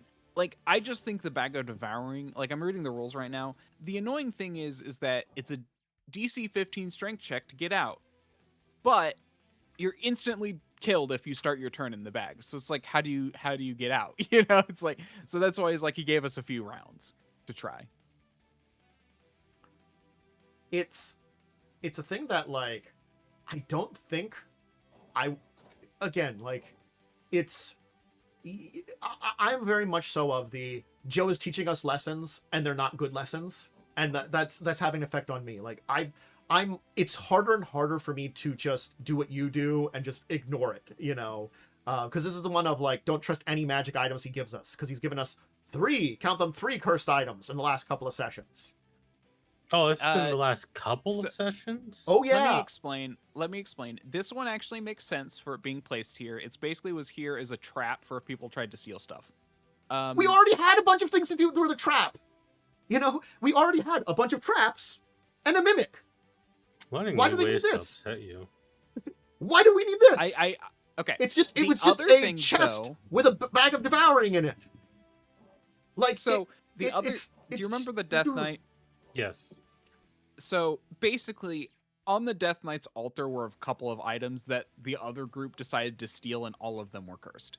Like, okay, that I was able to basically say, cool, great, whatever. He had a curse. That made sense. This one just feels like it's just a little too petty for these guys. That's what it is. It's just this extra level of pettiness. If I'm a Death Knight, I feel like I'd probably be pretty petty. Well, it wasn't even the Death Knight. It's everybody else that's the Death Knight is basically, like, working for. Well, yeah, I mean, we kind of talked... I don't remember if we talked about this or not, but it's the annoying thing about Joe's game in this, like, building is he literally just... It feels like he looked up, like, official stat blocks for things at the CR and picked things that were humanoid. Instead of, you know, and instead of reflavoring them, he just kept them as, like, werewolf, you know, druid, or dryad or whatever. It's like he just kept the things. It was like this building full of things that were just vaguely humanoid is like the group. It's all like and a whole bunch of CR15 things. Have you heard of reflavoring, Joe? Again, it's the complaint I had last time too. Is I feel like because they were all at least CR15, if not higher, it's like, what the hell are these people doing here? You know, this seems it feels ridiculous. Like the fact that they were all like what they were is ridiculous. They're like literally would have taken 2 seconds to basically be like, okay, cool, werewolf, but change its, you know, bite into a sword and it's, you know, and get rid of its curse and you're good. You know, well, it's like I don't know. None of it's CR15 though. It's all higher than CR15. Why was this like super elite epic level things all hanging out in the same room? Because that's what 5e becomes when you're that high level. I know. Sorry to tell you. It's that entire thing of, because it's so ridiculous at this level, I'm getting a little bit more of that disconnection in my brain. It's breaking down that it doesn't make sense for everything we've established now. It's beginning to be that way. At this point, I feel like you're just so upset at Joe that you're looking for things to be mad at. I feel like cursed magic items they're kind of a dick move, but they're kind of also fair game. Again, like, especially at that level. Again, it's just. I'm not saying anything Joe is doing is great, but I feel like you're like the Bag of Devouring. Honestly, what I was more upset at was the automatic success of the poison attack. I don't know if you noticed, he walked in front of it and he was automatically hit by this thing that caused him to do, like, right at the end. Yeah. I don't think he rolled. There was no roll. It was just, we looked, we kind of thought there was something off about the statue. I, like, kind of examined it, failed, poked it, failed. Okay. And then 6 walked in front of it and, oh, poison dart trap that caused him to hate his friends for a few rounds.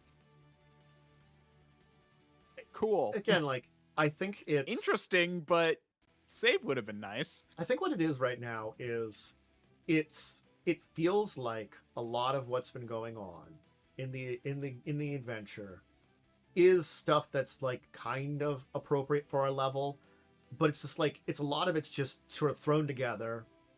And I think because I think really what it is I just don't like high level 5e. Well, no one does. That's why people usually cut it off at level 12. It just feels, and again, like, I think it's what it is because Joe is running it, I'm putting my blame towards him, but it's just the system being a dick. And there's a couple of things like, I felt like that's the thing. There are ways to do it, but you do have to be like, you have to actually work with it. The problem with D&D 5e is its high level play is so unsupported. But Joe refuses to use anything but official stuff. I think it's also like... And I don't know why. It's just so easy to look up stat blocks. It's just it could be a time thing, Yeah. He's a busy I know guy. well, he literally spends, as far as I'm aware, like an hour beforehand prepping, and that's about it for every 2 weeks. I've heard his workload, it's pretty bad. Yeah. Again, I think it's also like sometimes the decisions he makes for certain things is just like it feels petty towards the players, and I feel like that's what it is. Sometimes it's just a little petty towards the players, and I think that's been tinging me a little bit here and there, and I'm getting tired of that aspect of it. Again, it's the railroad of Joe's stuff. He literally makes it so things happen the way he wants, and it's very apparent. Yeah, like that's the one thing with Joe that's really annoying. Is all like he railroads so hard. Like there are a million ways to go around something like this, or to make something happen. But it's like he planned this thing. That's the only thing he planned, or it's like he planned this trap, so he wants to activate this trap, so the trap activates. That's the kind of stuff he does. I think it's just been a lot of that railroading has been kind of low points for me, or like not that fun for me, and I think it's getting to me. Is what's going on. Like as you said, I roll my eyes at them, and like it keeps happening, and like I just can't it's I don't know. Yeah, I mean, I just feel like if you're that unhappy, you can leave the game. It's the sum cost fallacy. We're so close to the end at this point in time, and like there have been good moments is the problem. It's just like the way moments you talk, it doesn't sound like there haven't been any good moments. There was a lot. I feel like there was a lot. Kind of. We don't talk about it because it's like it's fine, and it's just I think it's the good moments are just kind of more fine and stuff like that. I think it's just like I hate his boss battles. I hate a lot of the way that his enemies have been railroaded into us. But like I'm not gonna lie, like if we take a step back and say like, yeah, there was some stupid stuff in it, but like the entire Outland stuff was fine. There's a lot of interesting things there. The Outland stuff. Well, that was the official D&D adventure stuff. Yeah, we went to all the different like towns and stuff like that. Like, yeah, that was official. On D&D. a personal level, Bender hated the pure lawful place because it was like too terrible. But on a conceptual level, as a player, I loved that place. But yeah, Bander hated it. But stuff like that. It was like we visited a lot of really interesting towns and stuff like that, and the entire like under the thing where there was the piercer and the dragon and stuff. The dragon sucked as a dragon fight, but I didn't mind that one. That's kind of thing. It was a sucky boss battle, but it was it was the end of it, and it felt like a boss battle at that point in time. And that was just high level suckiness. But it was sort of like things like, Shemeshka turning against us was like, and not being able to talk with her, where we had to fight her in a really awful room. That was kind of those things there, and like... Yeah, in a terribly balanced encounter, which had things that just kind of happened that was... we hadn't fought that guy at the end of the last dungeon, I would have loved that last dungeon. it was kind of weird, some stuff and some. Oh some yeah, stuff that one was fun. Yeah, it was fun overall. Yeah, it was fun overall. But that guy at the end sucked. You know, I did not like it. I thought it was fine, but well, it was another annoying boss fight. That it was not the worst one, but it was just kind of annoying to me. So it was like this kind of like, oh yeah, great. You know, it was the kind of annoying part about that. You know, it wasn't terrible, but it was there. But again, like this entire dungeon here, I have not had fun with because it's been like the Death Knight, the other enemies, and now like it's all the traps that like we can avoid very little of them. We keep getting hit by so much of it. I think that's the thing too. Is like, well, no, and that's the thing I specifically said is that I find annoying is that Joe isn't allowing us to make checks to detect. Well, like we have to ask to look for traps. We then have to like, and then we like, so we have to ask to look for traps, and if we don't see them, they basically automatically trigger. Yeah. Which is, I agree, is very dumb. So it's like, oh, this is a trap area. Okay, let's roll perception every room to see if there's anything. He's at least generous enough to let us like perceive the whole room, but it's all like, you know, at least he gave me a save against the first trap we ran into, but every other trap after that has just worked. Yeah. It's I think it's just this entire thing of been like, you know, it's a lot of stuff that's been railroaded, and I think that's what I'm getting like that hit in my soul now. So hey, we had to discuss it, and I got to feel better about it a little bit. You know. Yeah, players need to be able to overcome the challenge, not just encounter it and get it hit our face. Yeah. Like I feel like that's again like the problem was we were being smart and acting carefully, and we were punished for it. You know. Yes.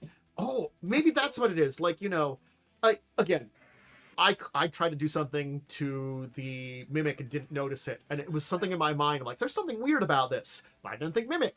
I found that found because I investigated it, and me, probably as both something happened. Bander, you know, didn't think about it fully. I was fine with that one, you know, or like, oh hey, you know, there's a bunch of traps in here and pattern, and we got to recognize those. It's just like, you know, the innocuous like bag of devouring, it's just kind of there, you know, in a thing, you know, and it's just an extra thing on top of it where like and just automatically getting poisoned was another thing. Yeah, and then... it's an automatic thing, you know, like that's just there and really threatening and really bad, you know. And I think it's those are the things that are getting to me, I think, with that one. And the thing is, also, I don't know if you noticed, but like I was all like, I'd be careful, there are bad bags, and Joe said, while you say that, your character is stuffing coins into it, and whoops, gets pulled in. Yeah, it's all like, it wasn't like you started to say something, and then he just had it happen, even though you were trying to warn me. Yes. Yep. Yeah. And that's, I think, why it was bad. Like, yes, I think that's what really threw it over the edge for me, is that you thought of something, tried to warn me, but you didn't give it a chance to happen. He had to have it happen. Yep. So, hey, that was Sunday. And funny enough, that's why I think I hated the poison trap, because I tried to investigate it, I tried to poke at it, I tried to see if anything would happen, and he's just like, it succeeds. Yep. Because that was me trying to anyway. Yeah. No. And it was just like, for that one at least, it was like, just someone said, why don't you do that while we're taking care of some things? And I'm like, yeah, sure. So it's like, you know, it random punishment for me, you know, that I didn't have a chance to do anything about. And I think that was just like, on top of that, it was just like, it's just the, again, the cherry on top of just me like being like, really? Yeah. How's Monday and Tuesday? Alright, so Monday went fine. We left Undead Planet because I was outvoted and other people didn't want to loot it, I guess. So we went to the next location that was available to us, which is a big space station that we got introduced to the actual proper plot of, hey, we're going to go meet with some corporation who saw our ship and is like, that's a weird ship. We'll probably see what's up with those guys and give them a job. Okay. That's basically all that happened. We learned we're gonna probably get some corporate job. Also, our fighter got offered a deal with a devil and then took it, so that'll probably have some fun consequences.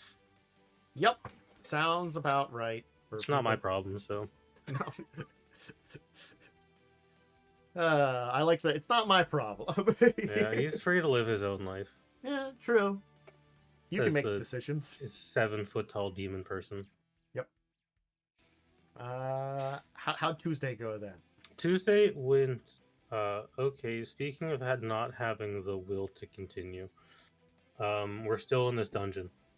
There is still 2/3 of a dungeon left.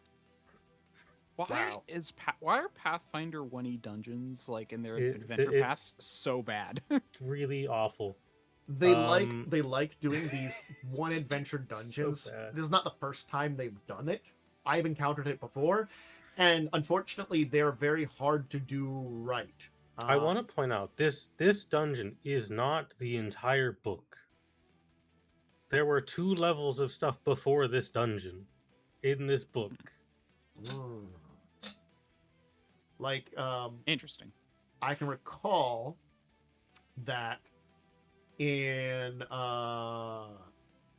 is there any other big ones? I don't think there's a big one in Carrying Crown like this one. I'm just trying to think of. There's none in. Well, the last dungeon is, I think, the biggest dungeon in Carrying Crown. So yeah, but it's like, oh yeah, well, technically it's like 2 dungeons in the last book. Yeah, which I might cut because it might just not be fun.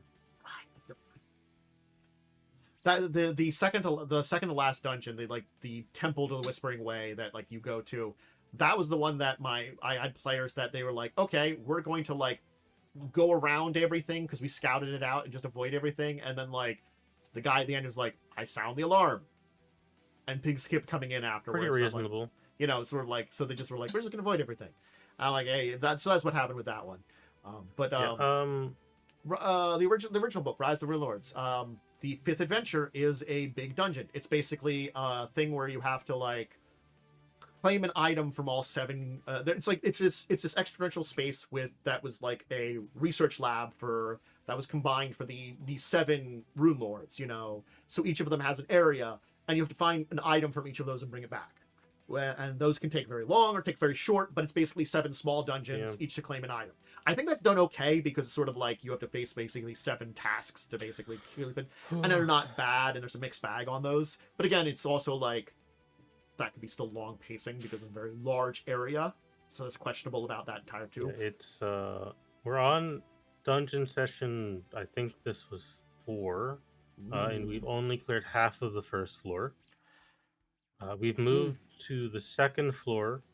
Immediately after stepping foot on the 2nd floor is a combat, which we didn't get to finish because Roll20's website crashed for the night.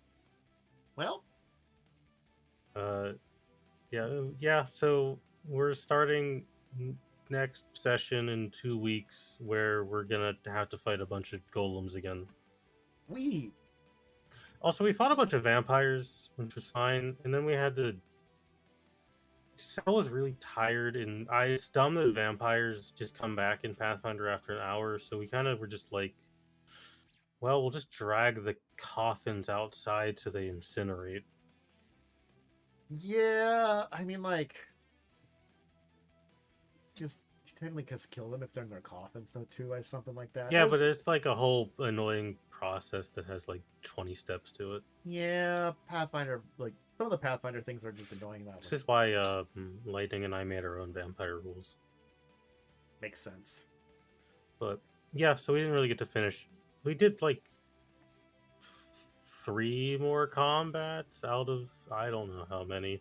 Also, there's a weird mechanic that's super awesome in this dungeon where every time you finish a fight, a bell rings and more devils are summoned that you get to fight later. Huh. Like there's an alarm that keeps like every time you fight. Yeah, every time you do a combat, the Temple of Asmodeus rings its bell, which summons more devils. Huh. This isn't the end of the adventure. There are 2 more books after this. This dungeon sucks, and I don't want to do it anymore. I can only do so many sessions of a single dungeon. Yeah. Huh. It's mentally exhausting. Like unironically. I mean, again, there are ways to do large single dungeons, but I feel like Pathfinder just doesn't do them well. It's the fact that every room has been a combat. That's and I find that so funny, just how opposite it was from the one we did, where like no room was a combat, where it's like there were so few combats. Yeah, I think it was that, like, as much as it was very large and probably drug on a little bit, I do think the Rise of the Warlords adventure wasn't terrible. Like, it probably could have been played around the pacing, but that was probably one that was okay for a large dungeon, because again, like, it was like there was a central area we could all rest in, and then we'd go in and like, oh, we have to go in that area and check something out, and there's various things, like, you know, okay, the can't remember which one's on the one that's necromancy is filled with undead and stuff like that, and you have to worry about that kind of stuff, and the one that's like, you know, the enchanting one is because it's also schools of magic, you know, it's 7 schools of magic, and you have to kind of deal with stuff related to those, you know, so there were interesting ideas explored, but you could rest in between it, so it was like 7 mini adventures and went to the one. So I guess to describe this dungeon, the first floor is a, like, in the center there's a large room that you see as soon as you enter, and then from the entrance there's 2 doors to the left and right that lead to areas that are like a big circle around the dungeon.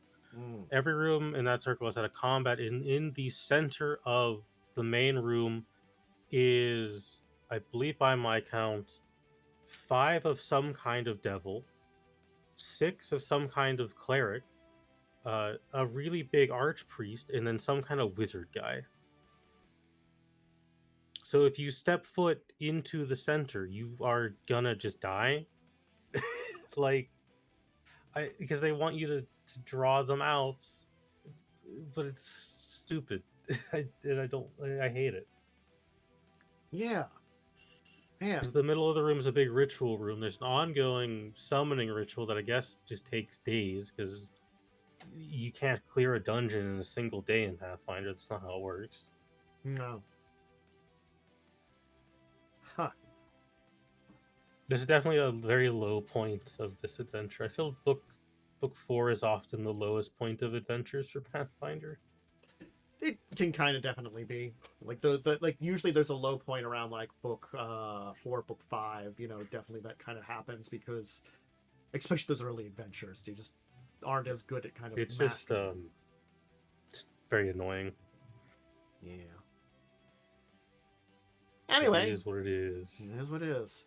We had a good old Wednesday, which was do stuff.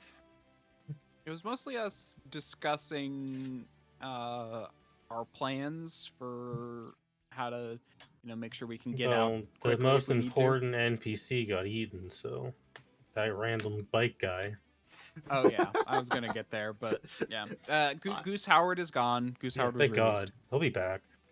He'll be back, 100%. I don't know what you're talking about. Honky Tonk. I mean, Goose Howard will be back. Yeah, he'll be back. I don't know what you're talking about. There is no man named Honky Tonk who turns into a goose.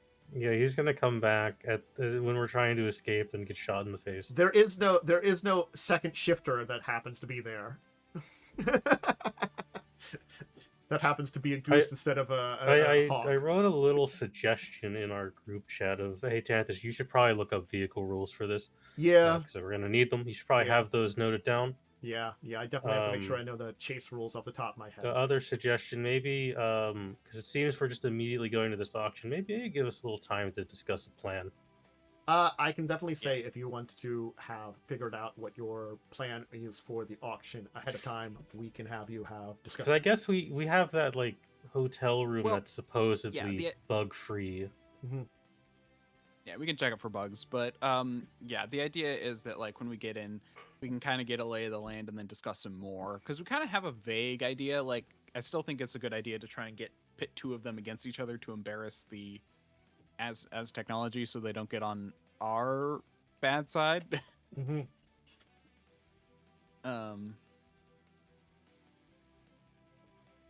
But we may have lost the goose, but we did get a lizard.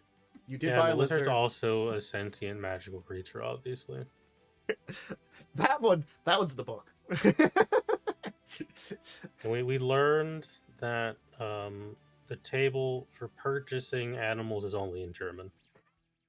Yeah, that was so stupid. Like the fact that it's all like, because I'm like, okay, I found critter section. It talks about like multiplying values for different things. Like if it's a cloned animal, you multiply by this. If it's a of purebred. You multiply and then I'm just like, okay, but what am I multiplying by? By a table you don't have access to. Yeah. What's the base for these multiplications to go to? Apparently, Why the is this like table this? was reprinted in the Howling Shadows book, Ooh. but No, it is that's the one not I in have. the. Is it? Well, then it's fucked. Because it's supposed. I Yeah. was told it's. Oh, no, that's the animal list. Yeah, no, the actual version is just in the fucking German book. So good Yep. luck. Yeah, das ist gut. Yeah. It is what it but yeah. is. Anyway, and then we got attacked by ghouls, and we basically used a body of our driver to escape. His sacrifice will be remembered. Probably, I don't know. Whose sacrifice? Who is that guy?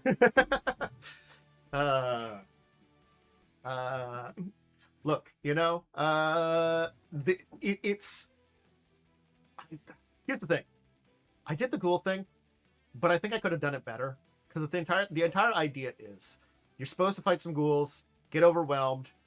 Frosty throws out some magic, so she's in a position where because she can't really rest before you get there. In a really meaningful way that she's gonna be like, The idea was to knock out Frosty. That's such a stupid thing for the No, book I to try and do. I actually kind of figured that's what they were doing. It's because she is really strong and powerful. Because she is a much higher level character than us. She's got like another if you would kind of consider how to build her, she'd probably at least have 200 to 300 more karma than you, and that's how you can kind of consider her. She's a like a legitimate important lore figure in Shadowrun. It's like I was thinking about it, I'm like, I maybe could have just had a better reason for her not to be there with you. I don't know. I was trying to think of something, but like I didn't have a good opportunity to do it. Yeah, I really do feel like a better thing would have just she was preoccupied. Like honestly, something that could have been important is she ran into someone she knew and she had a lie low or something. I was thinking of also having like some kind of ambush for her. Yeah, specifically for her would have been nice. Like she escaped, but then like she was hurt. Yeah, that she's hurt, and she's like, "Hey, you guys got to go on there without me. You've got to." Could also been a thing of like, "Hey, I'm injured. I'm going to secure our way out." Yeah, so help secure the way out or something. Which, to be fair, she could still do because she's tired. Yeah. Yeah. That's so stupid. I hate when books do that. Because here's the thing too, like, I probably could have had more of the combat there of you fighting the ghouls, but it's a nondescript number of them, and also technically speaking, they should have possibly had guns. Yeah, ghouls can use guns. I think people just often forget that. Yeah. And firearms. Yeah. Because ghouls are technically people. Yeah. Yeah. They just have a hunger that they need to satiate, or they start to go I think insane. There's like a whole ghoul country. So there is. Yeah. Anyway, okay, yeah, that is. I thought that was odd. I'm like, why did she step in? No, Was this I'm like, planned by the game? It felt very heavy-handed. It's one of those ones that I had known was coming up, and I've been trying to think of like a good way to kind of like redo it, and I didn't have a good idea. It's something like that hadn't come to mind, and it was just one of those ones. As I have been actually trying to think of a better way to do it, and like I've been trying to, and it's just like. I was honestly hoping like I had a couple kind of ideas behind my conceptions, but I was just kind of like playing through and see how things went. And I was hoping Joe was going to insist more stuff with his van. I got to be honest, because I could have maybe come up with something. But by being accepting of like sending it over the thing on remote, I'm like, fuck. Look, I'm going to explain this to you. You need to stop relying on Joe's character. No, like seriously, this dude has not been helpful. No, Joe has literally been trying. All he's been trying to do is find a way to throw all of his dogs at something to win. It's like actually almost detrimental sometimes. Yeah, and that's the only thing he wants, and it's really annoying. I've been trying to be nice to him is the problem, and I really shouldn't with the entire van. It's the issue of you don't want to take away the thing the player spent all their starting money on, because then they have nothing. Yeah, I think that's what it is. I don't want to take it away from him, and so I'm trying to be nice about it, but I've been bending over backwards to kind of do that. You could have the drones do something during the auction or the aftermath. Yeah. Joe could have his time there, I guess. Yeah, definitely allow the dogs to hold off something, Yeah. a wave or something. But Oh, it's 10 I dogs. It might just kill a lot of people so we can leave. Yeah. So it's just like, but no, I kind of agree that it's just like, okay, having the van is fine. I'm fine with having the van around. The van is not the problem. The problem is Joe. Yeah. And the fact that the thing that bothers me most about it is you're always like, oh, I can't interact with people because I'll insult them. He has never once insulted anyone this entire game. He actually really hasn't, which is kind of funny. No, he literally has not. I've been paying attention. He's not playing up that flaw. I want him to use that, to do that. I think it would be great. I want him to insult people. Points at DM, force interaction at the auction. Yeah. Mm-hmm. I'll try to get a good force in there. Yeah, just make him roll for etiquette. Separate this man from the two talkie characters. Oh, again, whether he does it on purpose or something comes up, I can arrange for something that will have to deal with him trying to talk with someone and try to force something out of him there. So I also think it is kind of funny that only like we've been as an adventuring party together for like a month. Only 2 people in this party actually fucking know each other. We kind of know. Like, that's the thing. Like, we knew Nox. Like, that's the thing. We knew Nox. We just never did anything like big with him. He was just hired help. So it's like he was like a friend that you asked for help, not like a partner. Like we've had a very good bonding experience. Like, I feel like,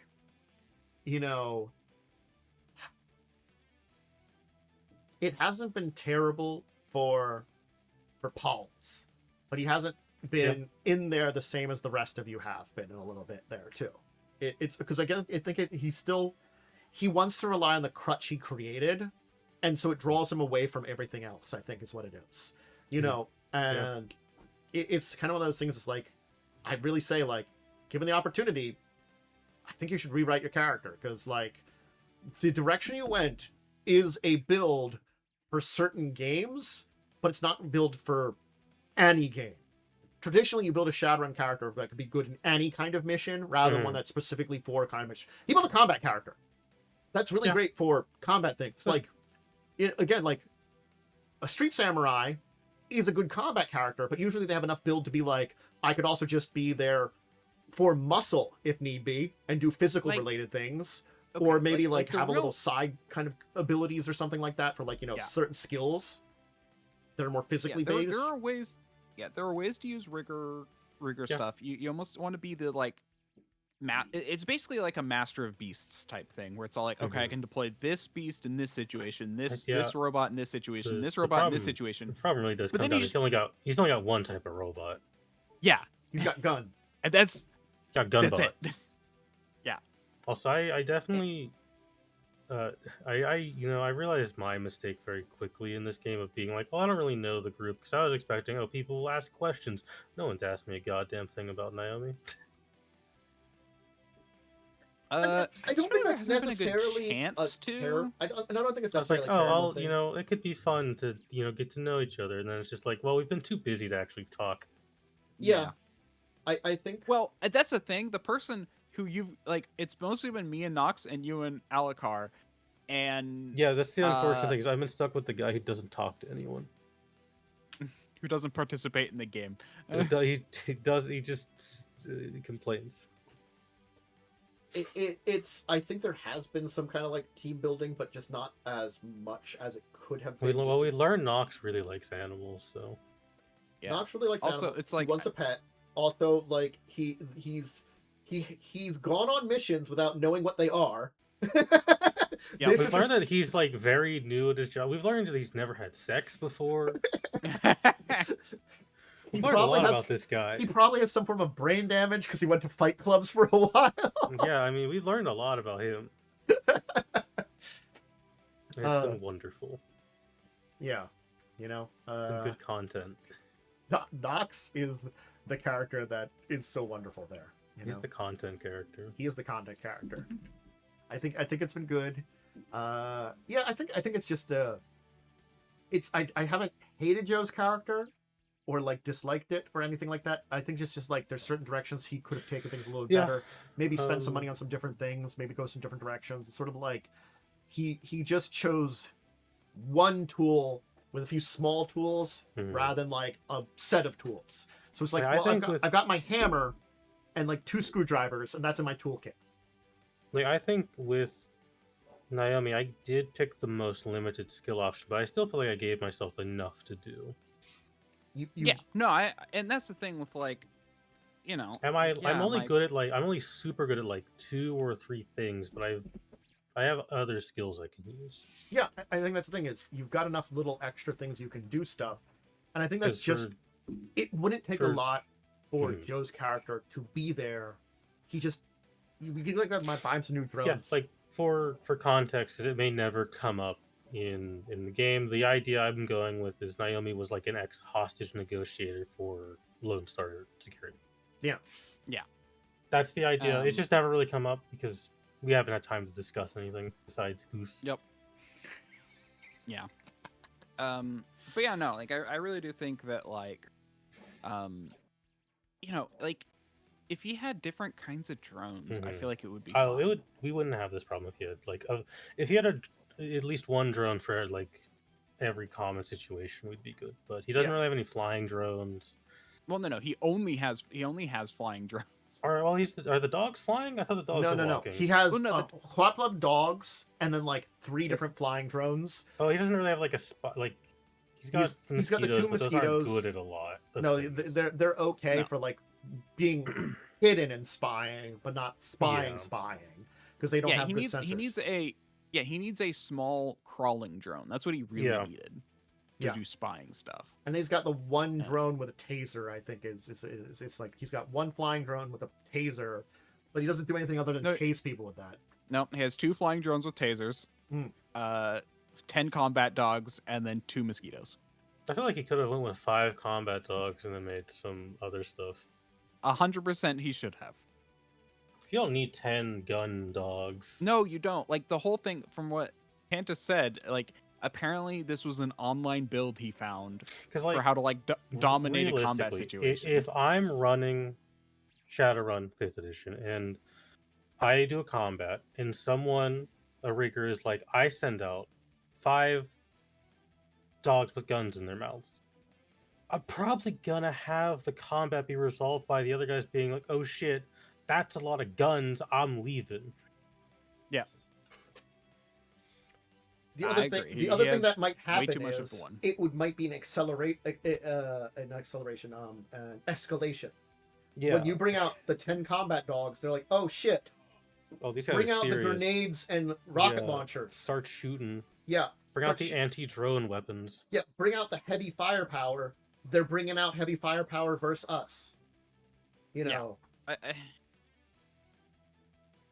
Yeah. I really think you can get away with like 2 of those dogs. You don't need drone swarms are not particularly good because they're so useless in like 90% of situations. Yeah, I mean, like honestly, looking at kind of the way it works, it seems to make it so that way like the way it balances drones is by putting very hard limits onto what they can do.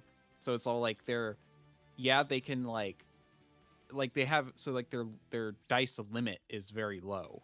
So it's like you can only get like 3 successes, you know? Yeah, because if I'm a drone character, because I've played drone character before, you would want like a water drone, you want a drone that can go through vents, a flying guy, quadruped you want probably 1 or 2 combat drones, no more than that. You just want a drone that can get into every environment, really. Yeah, and he has 12. 10 of them can't do anything, or whatever. 10 of them are useless in most situations. Yep.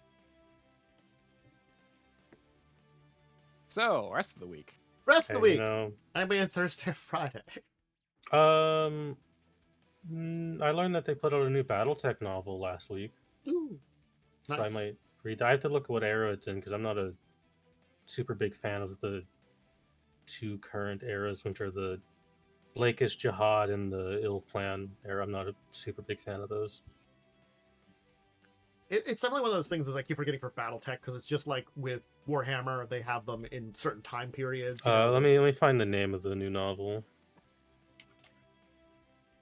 really fast. Gotta find it. Where is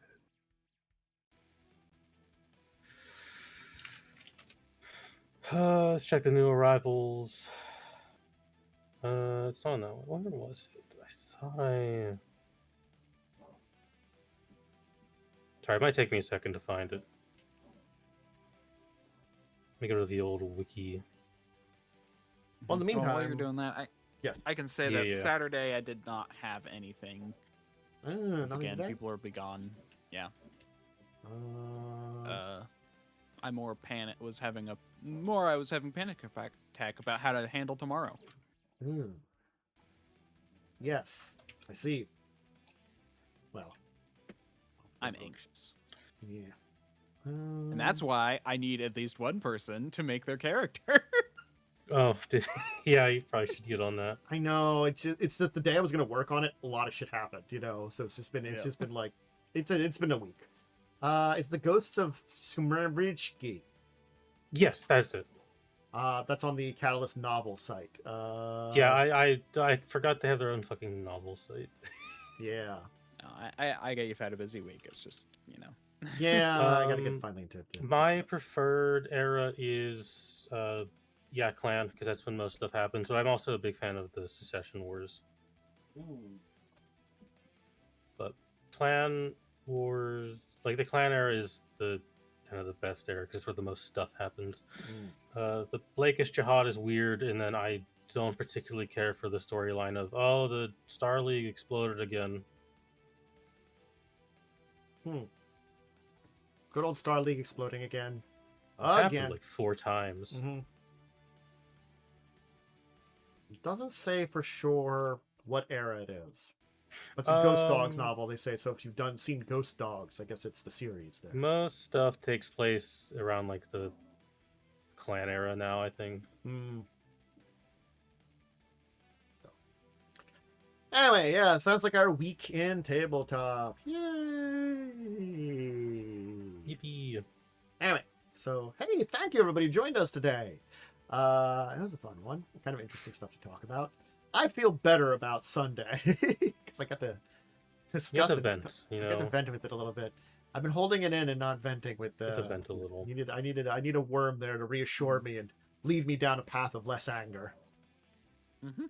I mean, it's still stupid, but yeah, you just need less. It is what it is. Anyway, you'll be free soon, probably. I don't know how many sessions are left, but not that many theoretically. Well, I mean, you could be free by just saying I can't play anymore.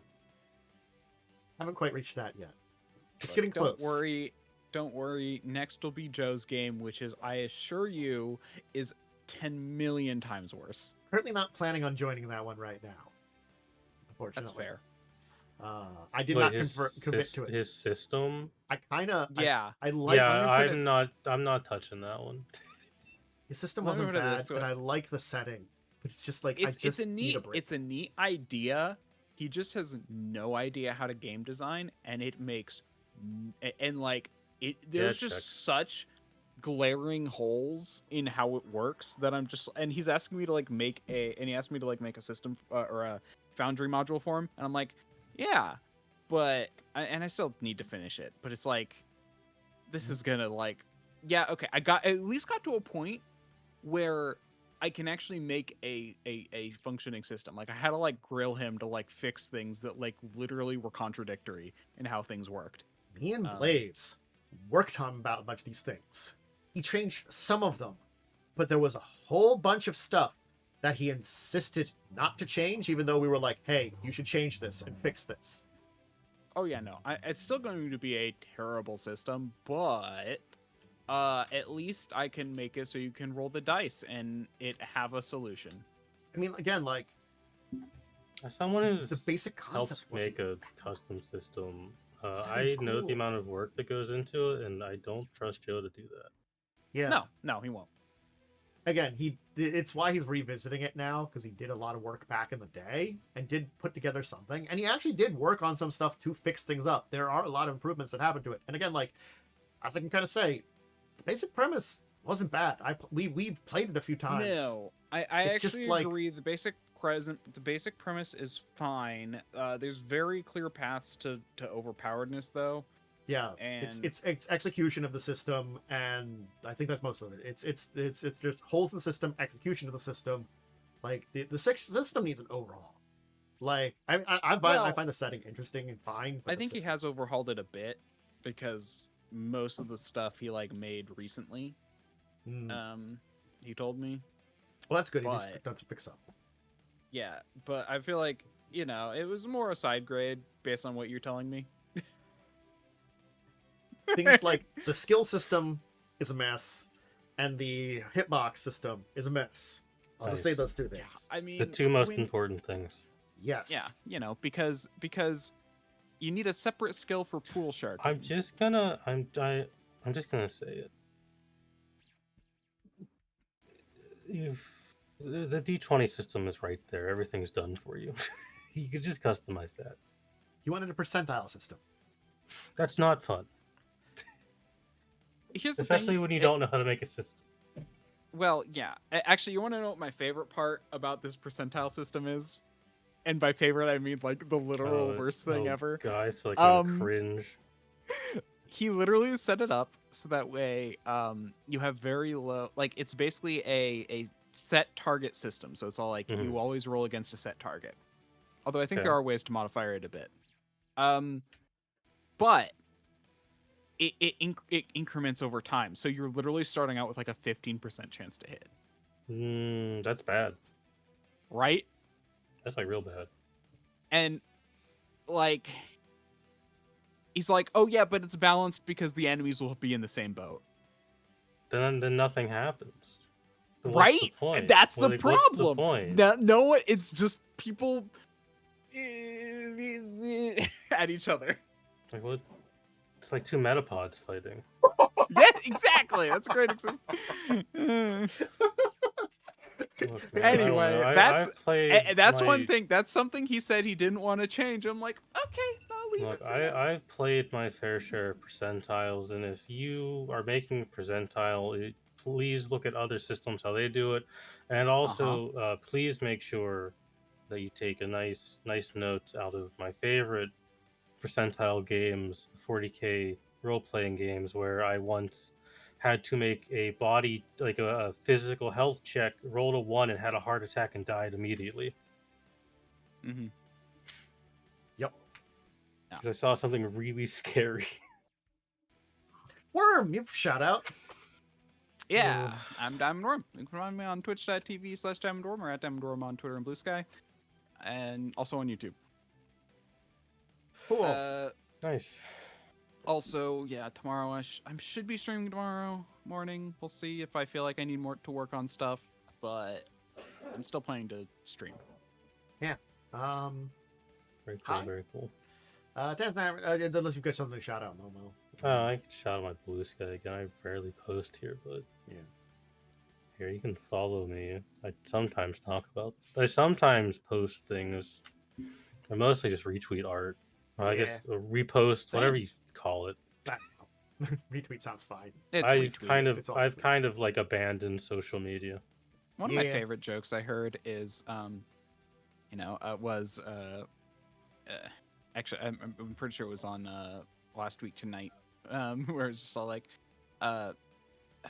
tonight we're going to talk about Twitter, or what it was called what everyone calls it after Elon Musk bought it, Twitter. Yep. It's just Twitter. Anyway, hi, Conans Return. I'll be around on Monday. I'll figure out what time it is, but I'll be doing a little bit of a streaming on Monday, just because I was going to have a stream this week and I didn't have one. And I want to have one, and also I won't be doing a lot that day because various reasons to talk about. But the long story short is there's a Memorial Day going on, and there's someone I don't want to see there, so I'm not going. Because basically, someone is not related to me and I don't need to have in my life. And there's an option not to have her. But people are still being nice to her. We don't need to be. Tragic. Yeah, no. Got it, your ex. No. Nah. That would Yeah, be bad. my grandfather's ex, and he's dead. Oh, So, interesting. yes, we didn't like her beforehand. He passed away. We don't have to have her involved. Kick her I was out. just doing a joke. But... It's not my option to do it. I say that. No one listens to me. Anyway, so hey, yeah, I'm just not going. So yeah, I'll just enjoy some time at home. Besides the fact that Memorial Day thing is a lot of stuff I don't eat anyway. I'm not a very picnicky kind of guy. So it'll be fine. I'll have a fun time. I'll stream a little bit. So yeah, that'll be Monday, and then I'll have some normal stuff back for you next week. So enjoy that. Make sure to check out, of course, Cross Job Wednesday 8. And of course, join us next time 6. I'll be here. Maybe these two will be here, and we'll have some more tabletop stuff next week 6 o'clock at the same time. What are you doing, adventure? She's up no good. But anyway, all right, everybody, have a great rest of your day. I'm gonna go get some dinner. Bye.